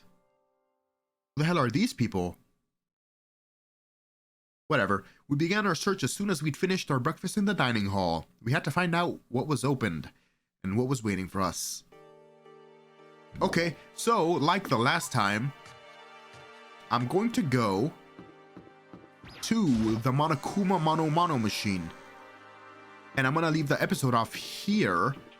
And in between episodes, I'm going to get prizes and stuff. And hopefully I can get the trophy where I get 100% of the prizes this time. Because I'm still missing quite a few of them. So, with that being said, system, save. Oh, did that save? I don't think it saved. Oh, okay, I guess it saved. Anyways, I'm gonna leave it off here, guys. It's been a long one. It's been 2 hours and 59 minutes, for me at least. That trial was a doozy, and I was kind of, screaming my head off a little bit there because of obvious shit that didn't get brought up immediately. Because I felt like it was obvious, but maybe that was just me. Anyways, I'm excited to see what new places we have. Because this is the 4th floor, right? I don't know how many floors Hope's Peak Academy has, but like, if the 3rd floor has a goddamn physics lab that looks futuristic as hell, I wonder what the 4th floor is gonna have. And the next murder is probably not gonna be as bad as this one. This is a double murder. I doubt this game is gonna have any more double murders, mostly because of the number of people here not willing to do anything. Although, I bet if Byakuya did want to murder someone and asked Genocide Jill / Toko to be his accomplice, she would probably definitely do it. Anyways, I'm out. Peace. Gotta go eat some shit.